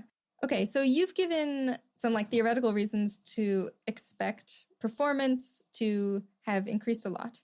Is that what we see? I mean, maybe I think it's a bit harder to measure perhaps than the amount of compute, but can we say anything sketchy about whether performance is increasing the amount that we might expect given the increase in these inputs? I think there's some things we can say about that. Like, I think that kind of the amount of value that AI and neural nets are creating is kind of a relevant way to think about that, what that trend looks like over time. The amount of economic value? Yeah, economic value. Economic value is like downs.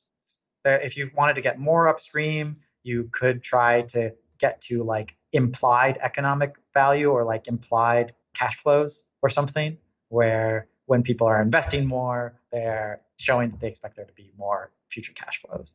And so that's why like investment is kind of interesting.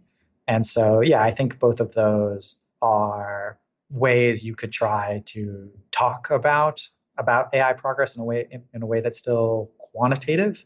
But I think a lot of what people are generally talking about is how impressed are they by by capabilities. They just kind of list all the capabilities over time and are like, how impressed are they by these? And then they argue something about whether or not what that means. And those arguments are like quite hard, I think, to be made convincing, though I think they still can be quite meaningful. Is that because people are just impressed by different things and there's no good arguments that this is more impressive, that one sort of capability is more impressive than another? I think that it requires a lot of expertise. It's almost like evaluating those arguments is like kind of equivalent to making a research agenda over many years on AI in its difficulty, because evaluating those arguments well implies that you could do that. I don't understand. What do you mean? That you could do what? So say I'm like a research lead and I have to direct other people to do AI research over multiple years and figure out what's relatively promising.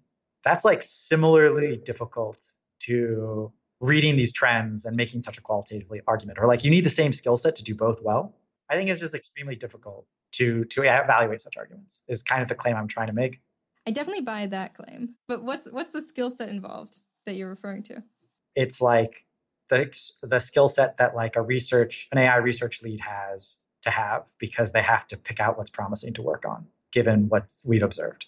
I was thinking maybe you were going to say, well, it's really understanding how difficult certain tasks are, and that kind of involves understanding how they are done. I think that's also true. You have to know what's promising and what's tractable, and yeah, I think that's the kind of thing that it is. And like the research leads are all going to pursue different paths, so you don't actually want them to agree because you want them to pursue different paths, and so it's not surprising that they disagree as to how to evaluate the evidence. So mostly I was just trying to talk about or suggest that like the economic stuff might be more informative because it's like understandable at a broad level. I guess one small worry that comes to mind, maybe it's not small or maybe it's totally misguided, about the economic measure is just, well, investment is also what is almost equivalent to what we're measuring when we measure the amount of compute going into something. So then I get a little worried if the point is to say like, well, how do the trends in the input compare to trends in the output? Which is like, that seems like a really interesting question. I don't want to use the same thing for both. That sounds right for that lens. Yeah, I think like when I think about economic progress, I mostly think about kind of what industry is doing with AI systems. Like I think one of the most interesting deployments of AI systems is that, Google talks about maybe handling like 15% of search cases or something with like a new language model helping with that. It seems like one of the biggest improvements to Google that's happened in a long time. And improving Google search has a lot of economic value.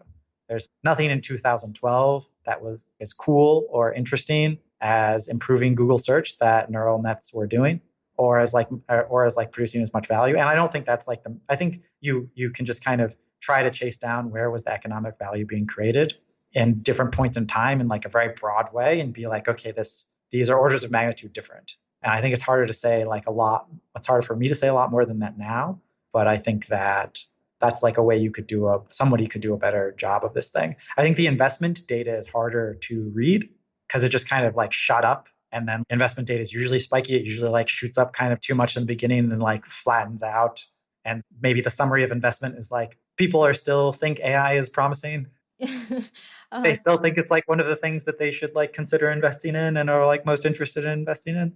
I think it's like hard to, when like investment hasn't been going down as far as I can tell. Private investment in AI startups went from like 7 billion in 2012 to 40 billion in 2018. That's kind of like indicative of the amount of money I see changing. It's like went up by 5x or something. Investors think, and investors expect more kind of future cash flows. I think it's hard to get much past that in the investment domain. In the capture domain, all I have is like a couple examples of where do I think AI is generating the most money right now. I think businesses use it to detect cracks in industrial processes. That's like what I've heard from people who sell AI systems to like big enterprises. Like, what are they buying? And it's that. And that's kind of like ImageNet technology. Like you could have done that with ImageNet or a slightly better ImageNet probably. I mean, you probably keep getting better at it, but that's maybe when it started to be useful. And like industrial processes really care about increasing their reliability. So there's some amount of money being made there. I'm not really sure, but it's a lot more money than there was in 2012, I think, or 2013. That's how I'd start going about it. So one thing I wanted to ask you, which now I think maybe is not going to be an answerable question, but I'm going to give it a shot anyway and see what happens. So we see these inputs going up a lot. In the case of compute, it's exponential. If we thought that progress in capabilities was linear, then we might draw a pessimistic conclusion about our ability to increase progress see like really fast progress in the future, because, it would resemble this phenomenon in science where we're investing more and more, but seem to have linear outputs. And I was going to ask, do you think progress is linear? And maybe that's a really hard question to answer. I mean, I think it's a hard question to give a convincing answer to. Okay. I think like what I was trying to set up, what I set up a little bit before is like, I think in terms of economic captured value, I think we see something exponential. In captured value, like returns that corporations or somebody else makes from neural nets. I think that I get the feeling of an exponential thing, not a linear thing there. From looking at the examples. Because in like 2008, it's basically rounds to zero as far as I can tell. And I don't know, it seems like over tens, it seems like maybe over like, let's see, Google, I don't know. It seems like making Google better is like worth a lot. Say it made Google 0.1% better or 1% better.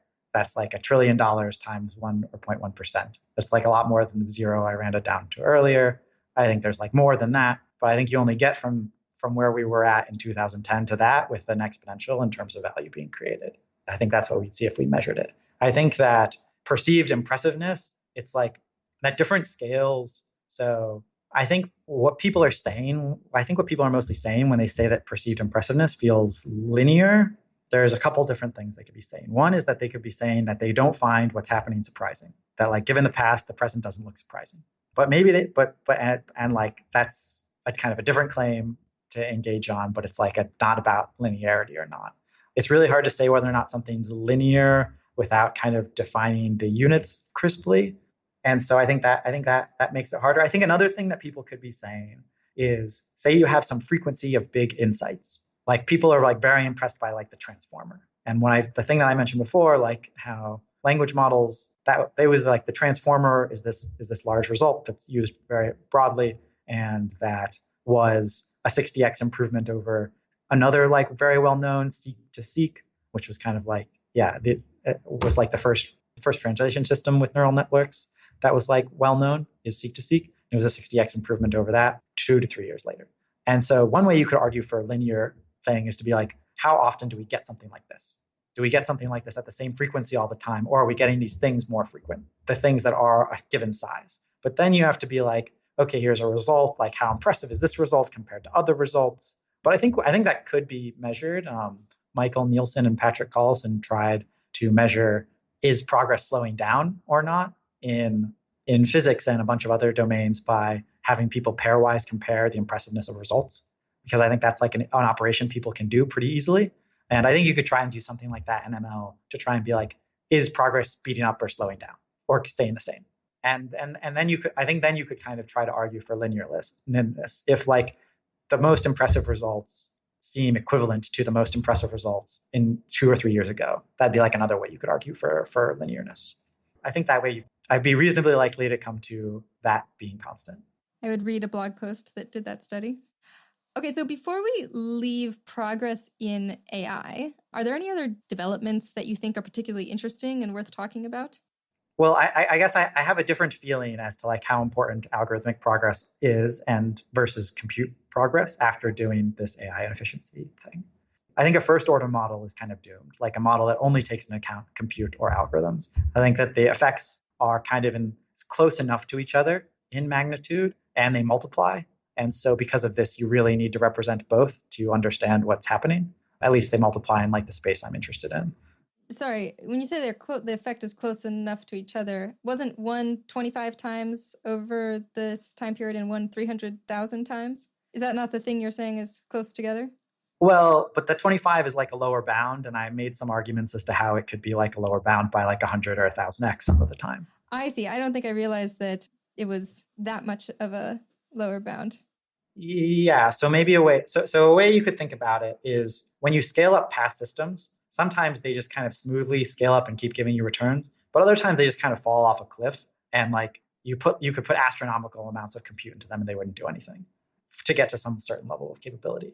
And so I think sometimes the algorithmic progress makes something possible with 100 or 1,000 times less compute than would have been needed before, and I don't think you could ignore such events being possible in your model. But even if they just to step back and make the claim slightly weaker or like more defensible, just the fact that they multiply means that you care about any 2x's and any 4x's from either one. And so just realizing that I think they multiply makes it, or in this space makes it so for me that I care quite a bit about both and about measuring progress in both. Wouldn't we have known that they multiply before measuring compute and measuring algorithmic innovation? Because isn't the argument that they multiply just that one is how much you can do with the other? Yeah, so I think they multiply. I think that if one of them multiplied but was basically static, so say that the amount of algorithmic progress was more like it went down by like 2x, I don't know, over this like 5-year period. It starts to feel more like a thing you could just ignore and be like, we could add it, but that's like a detail of the model. It's not like this key component of the model that you like is the second thing you add. Okay, that makes sense. Whereas like people reading AI and compute, they might infer like a pretty compute-centric viewpoint from it some of the time. I think that this is kind of, for me, I think of them both as like very important effects to understand if you're trying to think about progress. And yeah, I think that another thing that's like maybe interesting that we didn't talk about is like the slow AI progress viewpoint. Some people look at what's been happening and they're just like, this looks slow to me. I don't know, like people are giving this thing too much attention. They look at the performance and think this looks slow. No, they just like look at AI. They look at AI capabilities progress over the last 6 or 7 years. And they can say like, we're not solving the most important problems. We haven't made progress on the problems that matter. We are not getting breakthroughs that are meaningful at much frequency. Like we're not getting a new transformer every 6 months. We're getting this is the kind of thing that we get every several years. And so, yeah, I just think that in kind of the interest of like giving people some kind of overall take as to like, if I was how to think about AI progress, I would want them to kind of have this, like, I think this other viewpoint is worth bringing up that I think these are the best argument that AI progress might indeed be slow is that you could say that there are problems that we really care about. We're mostly measuring progress on the problems that aren't the most important ones. And that when we look at how quickly we make progress on these most important ones and just project how many of those chunks of progress we need to really get to something really impactful, maybe it makes progress look quite far away. And that there's kind of like I gave kind of like a compute-centric view, and I would also give this kind of other view and be like, and encourage people to have kind of an ensemble of both of these views and to take new evidence into like how much it supports each view and how does it change each of these views because I think they both have merit and should be taken seriously. And how do you think the combination that's informed by these observations in compute and algorithmic efficiency, how do you think that does impact how we should think about the slow AI view? When I look at 80,000 hours and what you guys talk about in EA, you talk about AI a lot, and I'm just like, yeah, it seems I agree. We should talk about that's about how much focus and attention AI should get when I like hold and like, but these are like the views that I use to get there, where I'm just like, yeah, I have like a bunch of uncertainty. People kind of expect different things. I put some weight on each and try and like understand the arguments for both, because I think what can happen, like another way you can kind of Sorry, both the view that AI is going to be slower and less impactful than maybe, or less impactful in the near future than some people think, and the view that it's going to be very impactful quite soon. Yeah. Yeah. And so like different people make each of these arguments, and I just kind of would encourage people to like steelman each of them and give some weight to each as to how they try to hold an overall view of AI progress in their head, to like have like model uncertainty about what's going on in AI at the level of what some of the major different viewpoints people have. And like this, and I'm sharing like the best argument for things being slow, because I think that that's an important viewpoint also. Is there anything else that you would look at in order to update your view on AI progress that's worth mentioning? I think one of the most interesting things to keep kind of watching and thinking about are kind of what happens with sample efficiency over time. That's like that as far as important problems that people would say we're not making progress on, sample efficiency gets brought up a lot, where like, what's sample efficiency? So to play a game like Go or Defense of the Ancients Dota or StarCraft or any game, AI systems might play like 10,000 lifetimes of games or something. They play like just a lot more than a person would have ever had to play to like learn that game to like a professional level. And so making progress on sample efficiency is often brought up as like one of the ways in which, maybe we're not actually making progress. And so I think that improvements in sample efficiency are like worth paying quite a bit of attention to. Sorry, can you just say a little bit why you think it's so important? Yeah, I mean, I could start with like an economic argument for why it's important. Like for some things, there's only 10 or 100 data points in the world. It's just like really expensive to get data. And so if your system only works when there's millions of data points, then you just can't use your system. Also, some systems data can be generated. So like you could say I'm like, I show up, I'm like your new coworker and you can teach me to do stuff. You're just gonna have to show me 1,000 times. That's pretty frustrating. That's a like much less useful system than a system that can be shown fewer times and learn more. But maybe this is like one of the most interesting ways you can make progress in data is not making larger data sets or more data sets. It's needing less data. If you need less data, then there's just way more problems you can solve. And so, yeah, I think that making progress on sample efficiency is quite interesting. Are there any tasks that AI has human level sample efficiency at, or even better than human level sample efficiency at right now? I think some of the more interesting work there is a paper from Josh Tenenbaum's group, where they like learned to generate characters in an alphabet similarly quickly as humans. I think it wasn't entirely based on neural nets. I think there was some other things going on in there, but I'm not super familiar with the details. But I think that they might, yeah. So I think there has been some work, but I think that there's kind of two ways you could try to measure it. You could try to be like, what can we do at human level sample efficiency, and how much does the amount of samples we need on old problems that we use, how much is that going down over time? I think both of those ways of looking at it are interesting. Have there been any milestones on either of those metrics? You could think of AlphaGo as a milestone in this, in the sense that before it required a bunch of human labeled games and knowledge about Go, and then it didn't require that. And it just moved so it still required a bunch of data, like rollouts of simulations, but it did require a different kind of data than it would have required otherwise. And so maybe that's I think that's probably like the most interesting progress that happened. But you can also imagine later systems of AlphaGo that required less compute and just fewer games, and that would be an improvement in sample efficiency. Sometimes sample efficiency is an improvement in compute, and other times it's not. And so yeah, I less have like interesting trends here to point to, and more to say like, here's an interesting way of thinking about data, and like a thing that I think is like, I think it's good to like say what kinds of things we should be looking at to update us. So let's move on and talk about the safety teams at OpenAI. Can you start by describing the Foresight team and what you do? Yeah, let's see. So the Foresight team tries to kind of understand the science underlying machine learning and macro trends in ML. And you could think of it as trying to like inform decision making around this should like inform like research agendas. It should inform how people think about how it's like informative to like policymakers. It's informative to people who are thinking about working on AI or not. It's informative to people in industry. But you could think of it as like just trying to be like really rigorous is like another way of thinking about it. Like it's mostly ex-physicists, and physicists just want to understand things.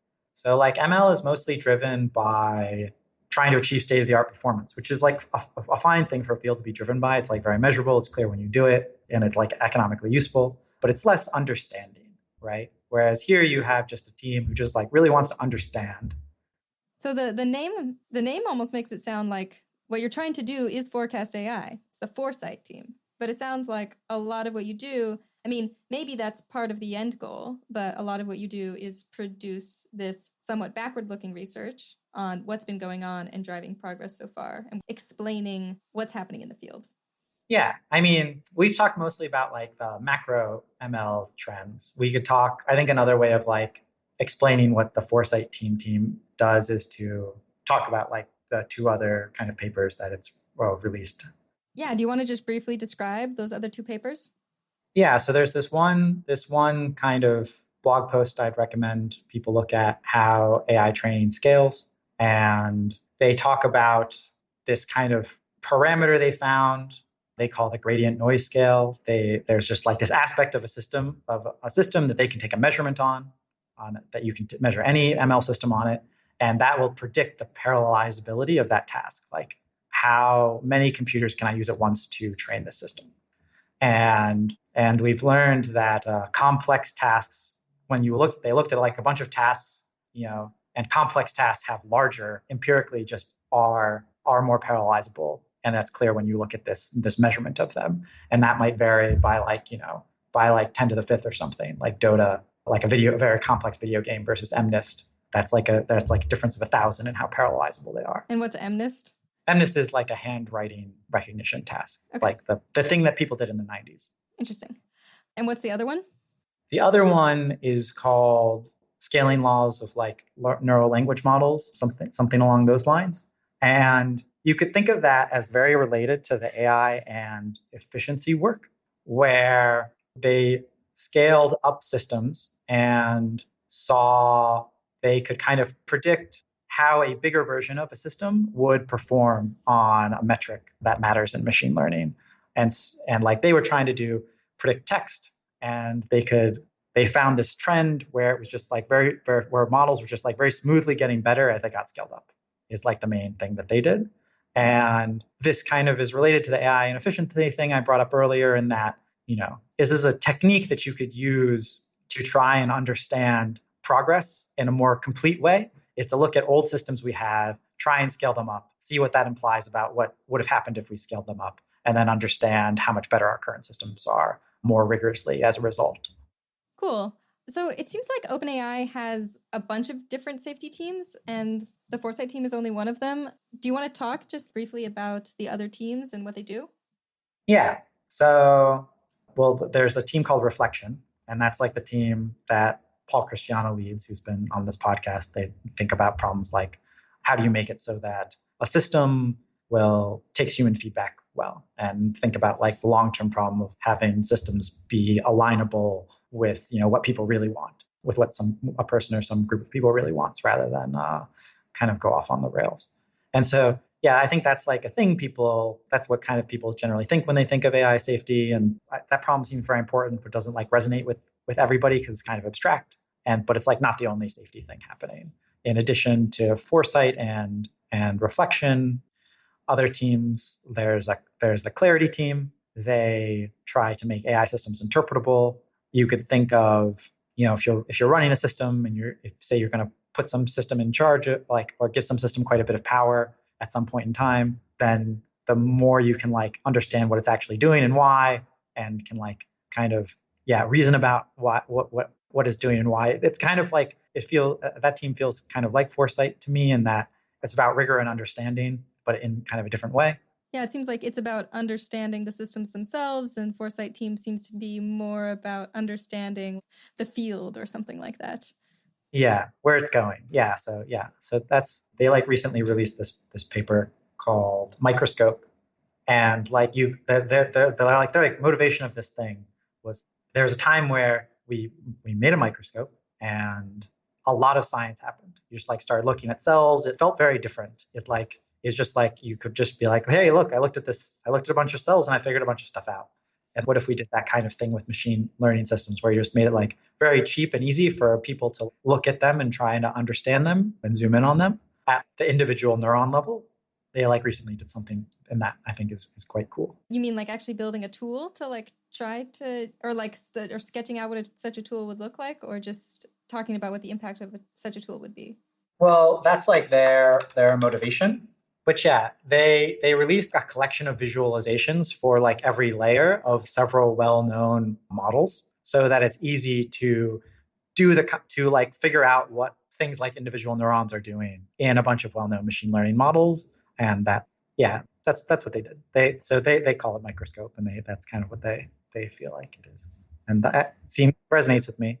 Yeah, there's another team that focuses on safe exploration, which is it's harder to talk about that one. Well, their work without getting more technical, I think. But you could think of it as this problem where maybe a classic example of a problem that happens is, say I'm like a robot house cleaner, and I'm trying to like clean up, and like I don't want to break any vases. I'd prefer to never break a vase. How do I explore my world? Or I'm like a baby. How do I explore my world without accidentally doing a lot of damage?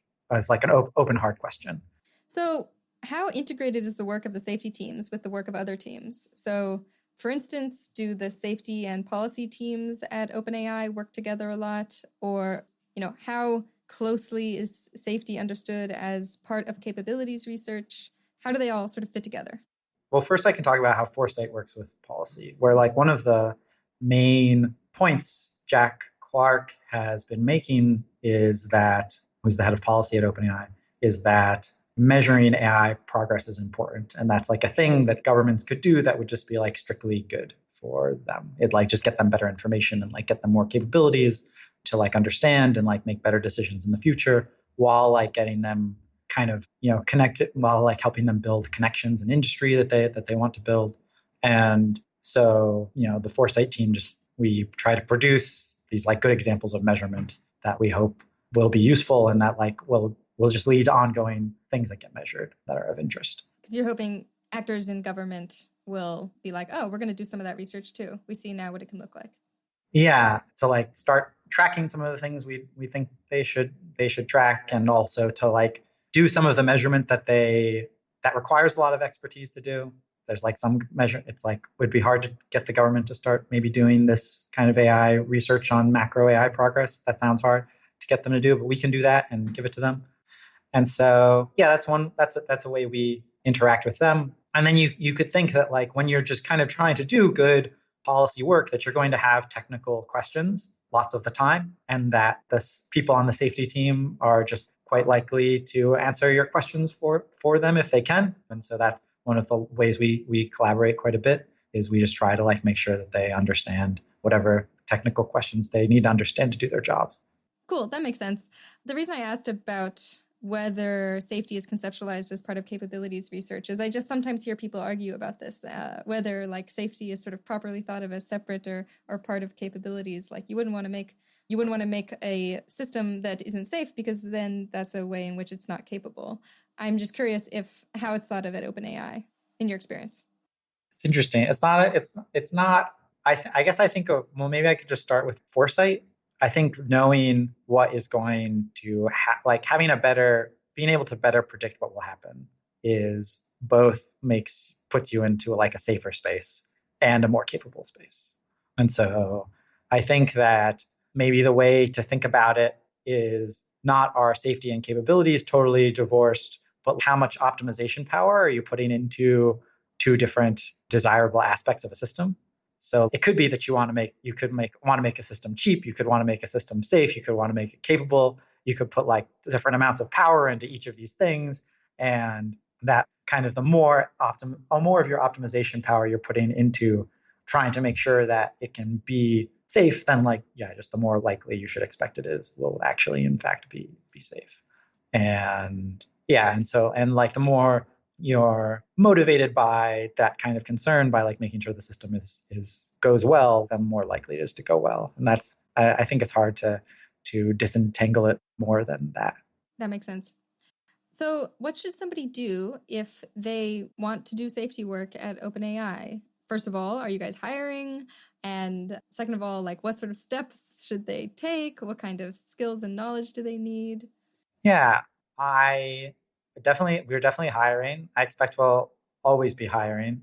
And I think that like a thing I know in particular that the Foresight team is we really need research engineers, and that there's kind of a spectrum between research scientists and engineering, but you could kind of caricature it as research science, like people that look more like research scientists are more likely to have gotten PhDs and are more likely to do kind of work that's a bit more theoretical, whereas engineers are more likely to try to make infrastructure that makes it so that you can run a lot of experiments quickly, or to like re-implement things well and reliably, and they like specialize in that a little bit more. And so, for instance, there's like 3 physicists on the Foresight team now, and 2 of them were theoretical physicists, and one of them was an experimental physicist. And the experimental physicist is the one that's more the research engineer. I see. Okay. And Tom Hennigan, who actually got excited to apply to OpenAI because of an NEK podcast. That's awesome. And so yeah, I think a research engineer, some of like these look more like people who were in some other domain that often were computer scientists or software engineers somewhere else that were kind of like math and ML curious and just kind of taught themselves, and then at some point made a jump.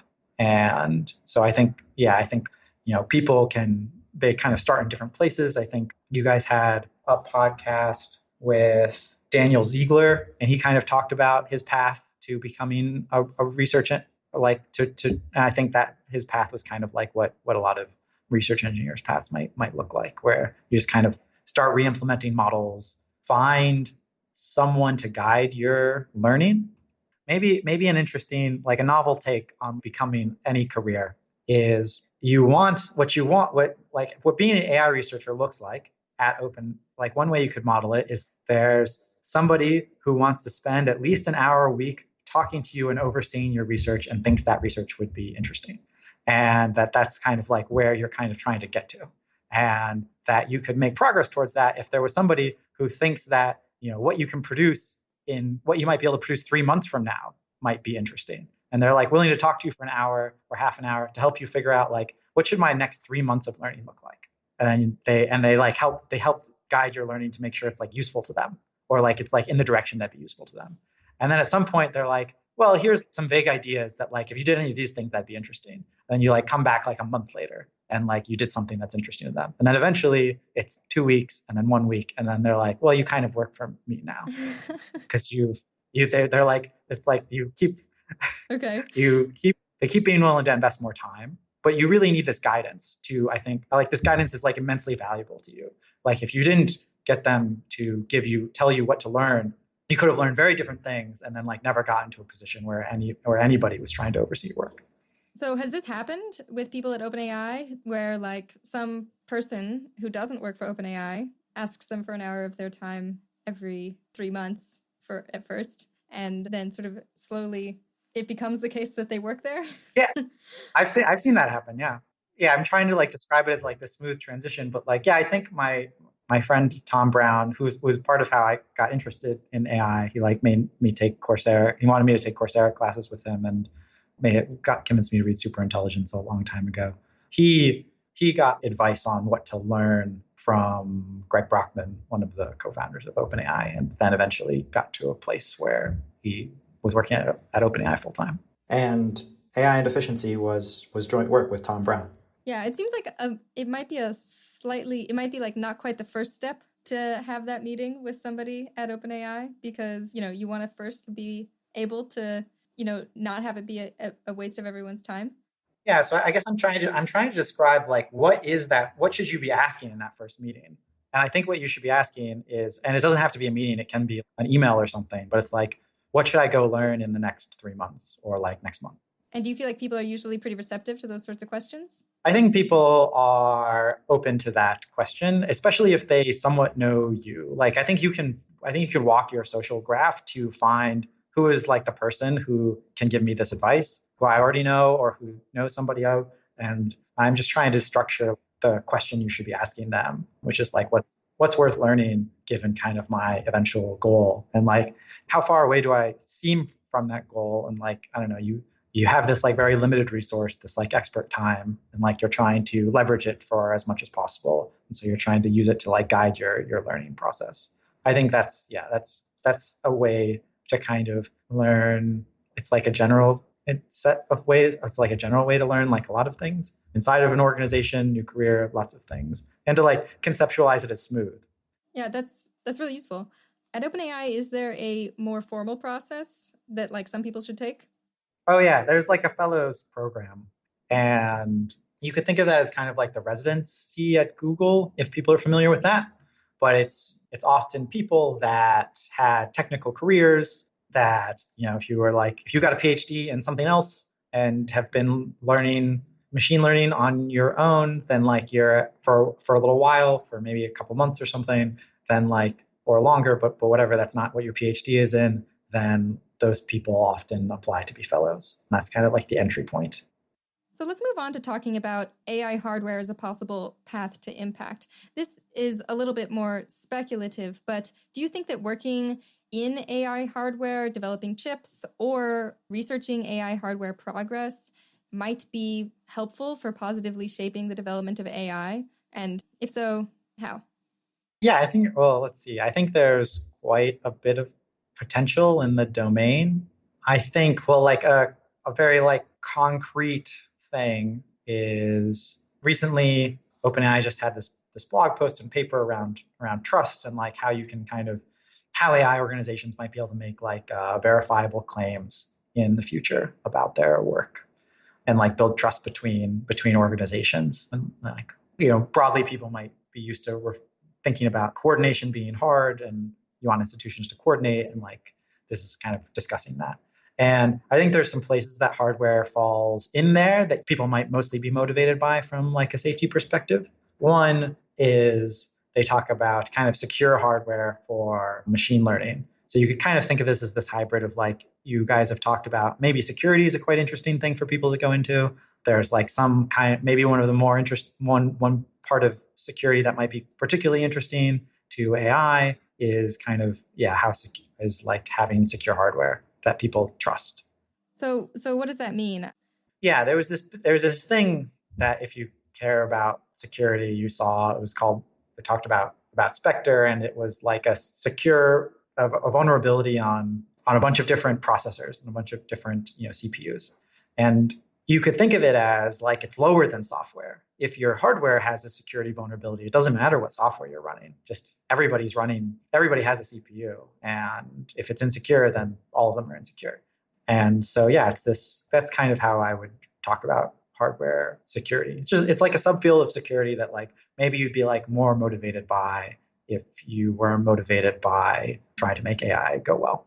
That was like very concrete to be like, okay, there's at least some paths that you would expect would be neglected otherwise, because you kind of have to have this motivation of making things go well to be interested in them, and they're just starting to be kind of pointed out. So that's like another reason to think they might be neglected. I guess I wouldn't be that surprised if there were like pretty big economic incentives to having secure hardware as well. I think there are pretty big economic incentives to having secure hardware. So yeah, I'm not trying to make a super strong argument. I'm just trying to be like, where might I nudge somebody, and if they are like interested in that kind of thing, and pointing towards that. I think that if you try to get back towards AI hardware generally, I would mostly I could see a world in which hardware is like in the worlds where AI is influential, AI hardware might also be influential. And like so you get this like very abstract argument. Be in the places that are influential. in the Be in worlds the where it place that are matters. influential. Yeah. Yeah, worlds where it matters. Yeah, I think it's hard to get a lot better than that with AI hardware. But yeah, I think that in those worlds, hardware might be quite influential. If you think about it from an economics point of view, that there's like some chance that hardware will like capture quite a bit of the value or more of the value than software. Is that basically because if really amazing progress is made in AI and it becomes extraordinarily profitable, then the demand for chips that can lead to really efficient computation will be super high. And so whoever's making those chips gets super rich. Is that basically the the story? Yeah, that's the world in which AI hardware has a lot of impact. Yeah, I mean, so I also just had this sort of inchoate sense of like, well, it seems like that's an important thing, so maybe people should go toward it. But I'm not exactly sure of the mechanisms whereby you could actually make sure that things go relatively well in those worlds.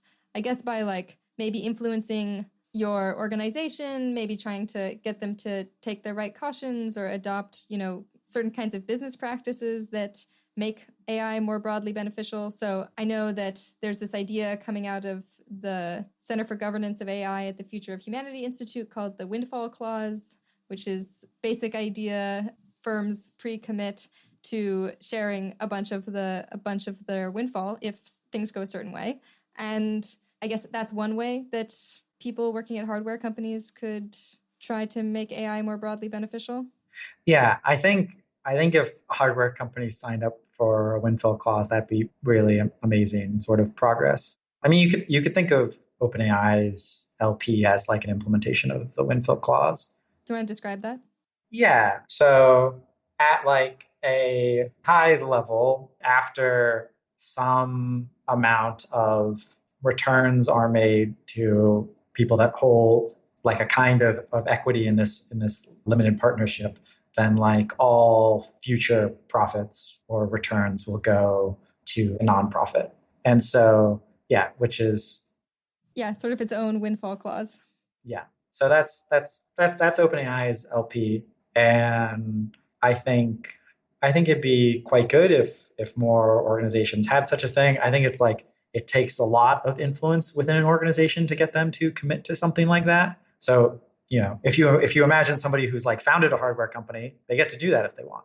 Probably they're going to have to negotiate it with their investors, but I think that there is somewhere in the tales of payoff of influence that you could have. Like any executive might also have a chance. Anybody that was early at this hardware company that has like a close relationship to this executive, you might whoever like can actually make the decision to do this thing. So yeah, I think that that's like another reasonable example of how things could go quite well by influencing hardware. I think maybe another argument for it is just some amount of diversified portfolio. There's probably some people that have a particular fit for hardware. They're like particularly interested in it. They think it's a particularly interesting problem. They already have like strong connections in it or something. I think that it's got potential. Yeah, I guess like one worry about this is just, in order to get into a place where you can have that kind of influence, you're going to have a lot of success, probably speeding up AI hardware progress. And it seems like not totally clear that that would be a good thing because it could give us less, time to like research ways to make AI safe and beneficial if AI hardware is getting better and better so we can use more compute more and more quickly. Yeah, I think that similar argument could argue against doing most AI research, like at least qualitatively. Maybe there's an ad absurdum argument against it. I'm not sure. Like I think a related point, people sometimes talk about trying to coordinate to slow down AI progress, and like wouldn't that be good? And I guess my response to that is that having the level of coordination in the world where we could do that kind of thing sounds amazing. Just having that level of coordination. And that seems like the good part. But we seem like so far away from that that it's just outside of the considerations that I generally think about. And so I kind of that's kind of my like reflexive response. Yeah. Two things on this. So one thing is that it seems like when you're doing some kinds of AI research, you might be actually able to make it more safe by designing it in a certain way. And that, at least, I'm not sure, but it doesn't seem obvious that there are ways of doing that in AI hardware. Yeah, I think it's a research question. It's a research question I would be interested in. Not researching myself, of course, because I'd be totally unqualified, but somebody doing. Yeah, I think there's some portion of it that if you want to be quite careful, there are like probably things you can think about that like are pure safety or security things that aren't really about capabilities. But I think that maybe what I was trying to paint was like one path towards a lot of impact, and and like paths towards lots of impact have risks and other stuff in them. It's like I think it's like quite hard to like get to. There was like lots of risk of lots of different kinds along this path towards a lot of impact of getting a windfall clause at a hardware company. So I think there's risks in going down such a thing. Yeah, I guess just trying to figure out whether the risks are worth it. I agree that is the question. I'm not particularly opinionated on it. My opinionated thing is mostly just like think about the tail outcomes and how they would like actually happen. And that's kind of why I brought up it might require a lot of influence inside of a company to get them to adopt a windfall clause. That makes sense. I guess related to this, it seems like there could be a path that is a bit less risky, something like AI hardware policy, which is not really a named field right now, but not so much going into hardware companies, but trying to work with governments or other sorts of bodies that might be able to regulate AI hardware, or perhaps, create the kinds of incentives that would make it advance at the right times in the right places. Does that seem like a promising path to you? I think that hardware expertise is worth quite a bit. It's not that to policy and to forecasting. So, for instance, the kind of person who I'd be like most interested in forecasting more and trying to like make good forecasts about like Moore's law and other trends is somebody who has been building chips for a while or has worked in building chips for a while. I think there aren't that many of those people. I haven't seen somebody from that background that is working in policy yet, but my guess is that they could be very useful at some time, and that it'd be like reasonable to try starting now with that kind of thing in mind.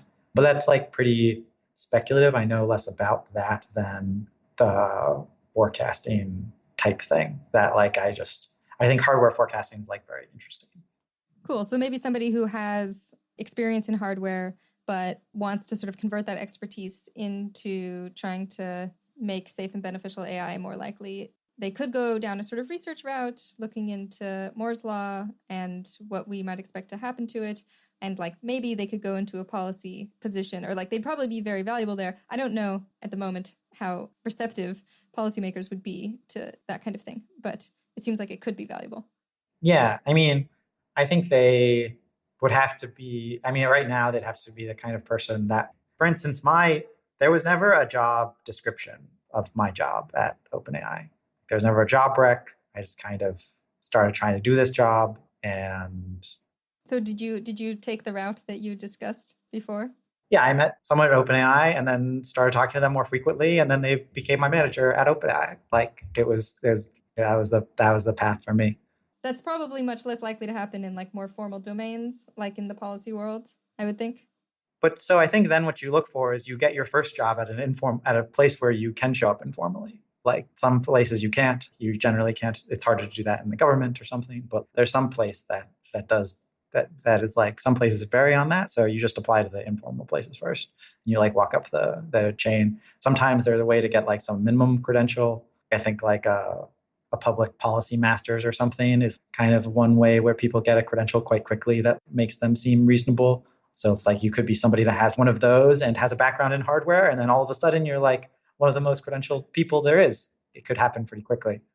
That sounds like a really interesting route. I'm curious if any listeners will be able to do something like it. So I think we should probably wrap up. But before we do, is there any sort of underappreciated idea that you think our listeners would benefit from hearing? Yeah, I mean, something that you guys talked about, that Alan Defoe talked about on one of your guys' podcasts was that he had decided that he was going to work on kind of AI policy once we beat Go. That was like going to be his trigger. He could kind of like ignore AI until that happened, and then he would work on it. And I think this is like a very good way of viewing things that there isn't a lot of evidence for right now, or that the evidence seems too murky or like too small amounts of it to make a decision, is to just be like, what would be enough evidence for me to like pay attention to this thing or to start working on it? And to think about those kinds of triggers for people's major decisions around AI or around other things. I mean, it must be kind of hard to pick a trigger, right? And then not reconsider it. I could imagine like picking the Go trigger, but then you get there and you're like, oh, but I was misguided. I didn't realize how not impressive that was, or this is going to be, or something like that. Yeah, I think there's some downside. I mean, I think what happens otherwise is that it's like reality is unsurprising, and like you just think that you expected that. So I think there's trade-offs. That there was a time when you didn't expect that to be business as usual. I think commitments like that you should maybe think of as like 80 or 90% commitments or something. Like you haven't literally bound your hands, but this is kind of your strong intention as to like what would convince you. And yeah, I think that's like a thing to do. I think another way you could phrase it is, if you believe AI progress is fast, what would progress look like that would convince you it's slow? Paint a picture of that. 5 years from now, what does slow progress look like to you? And now you're like, oh yeah, progress is actually slow. And what could have happened that would convince you it's actually fast? That you can make what would update you clear to yourself and others, and that like for big decisions, this is like generally worthwhile. It's like a lot of rigor to do for smaller things. Yeah, I like to think about this. Yeah, I guess it's another version, I guess, of getting precise about your beliefs. Yeah, that's my style. Okay. Yeah. Cool. Well, this has been really interesting, and I feel like I've learned a lot from this interview. So thank you so much. Thanks, Arden. It's been great. I hope you enjoyed that conversation between Arden and Danny. If you'd like to hear more from Arden, you can find that in episode 67 with David Chalmers, episode 72 with Toby Ord, episode 66 with Peter Singer, and episode 75 with Michelle Hutchinson. There's also a bonus conversation between me and her on demandingness, work-life balance, and injustice that came out back on February 25th. The 80,000 Hours podcast is produced by Kieran Harris, audio mastering by Ben Cordell, transcripts by Zaki Yorhak. Thanks for joining. Talk to you again soon.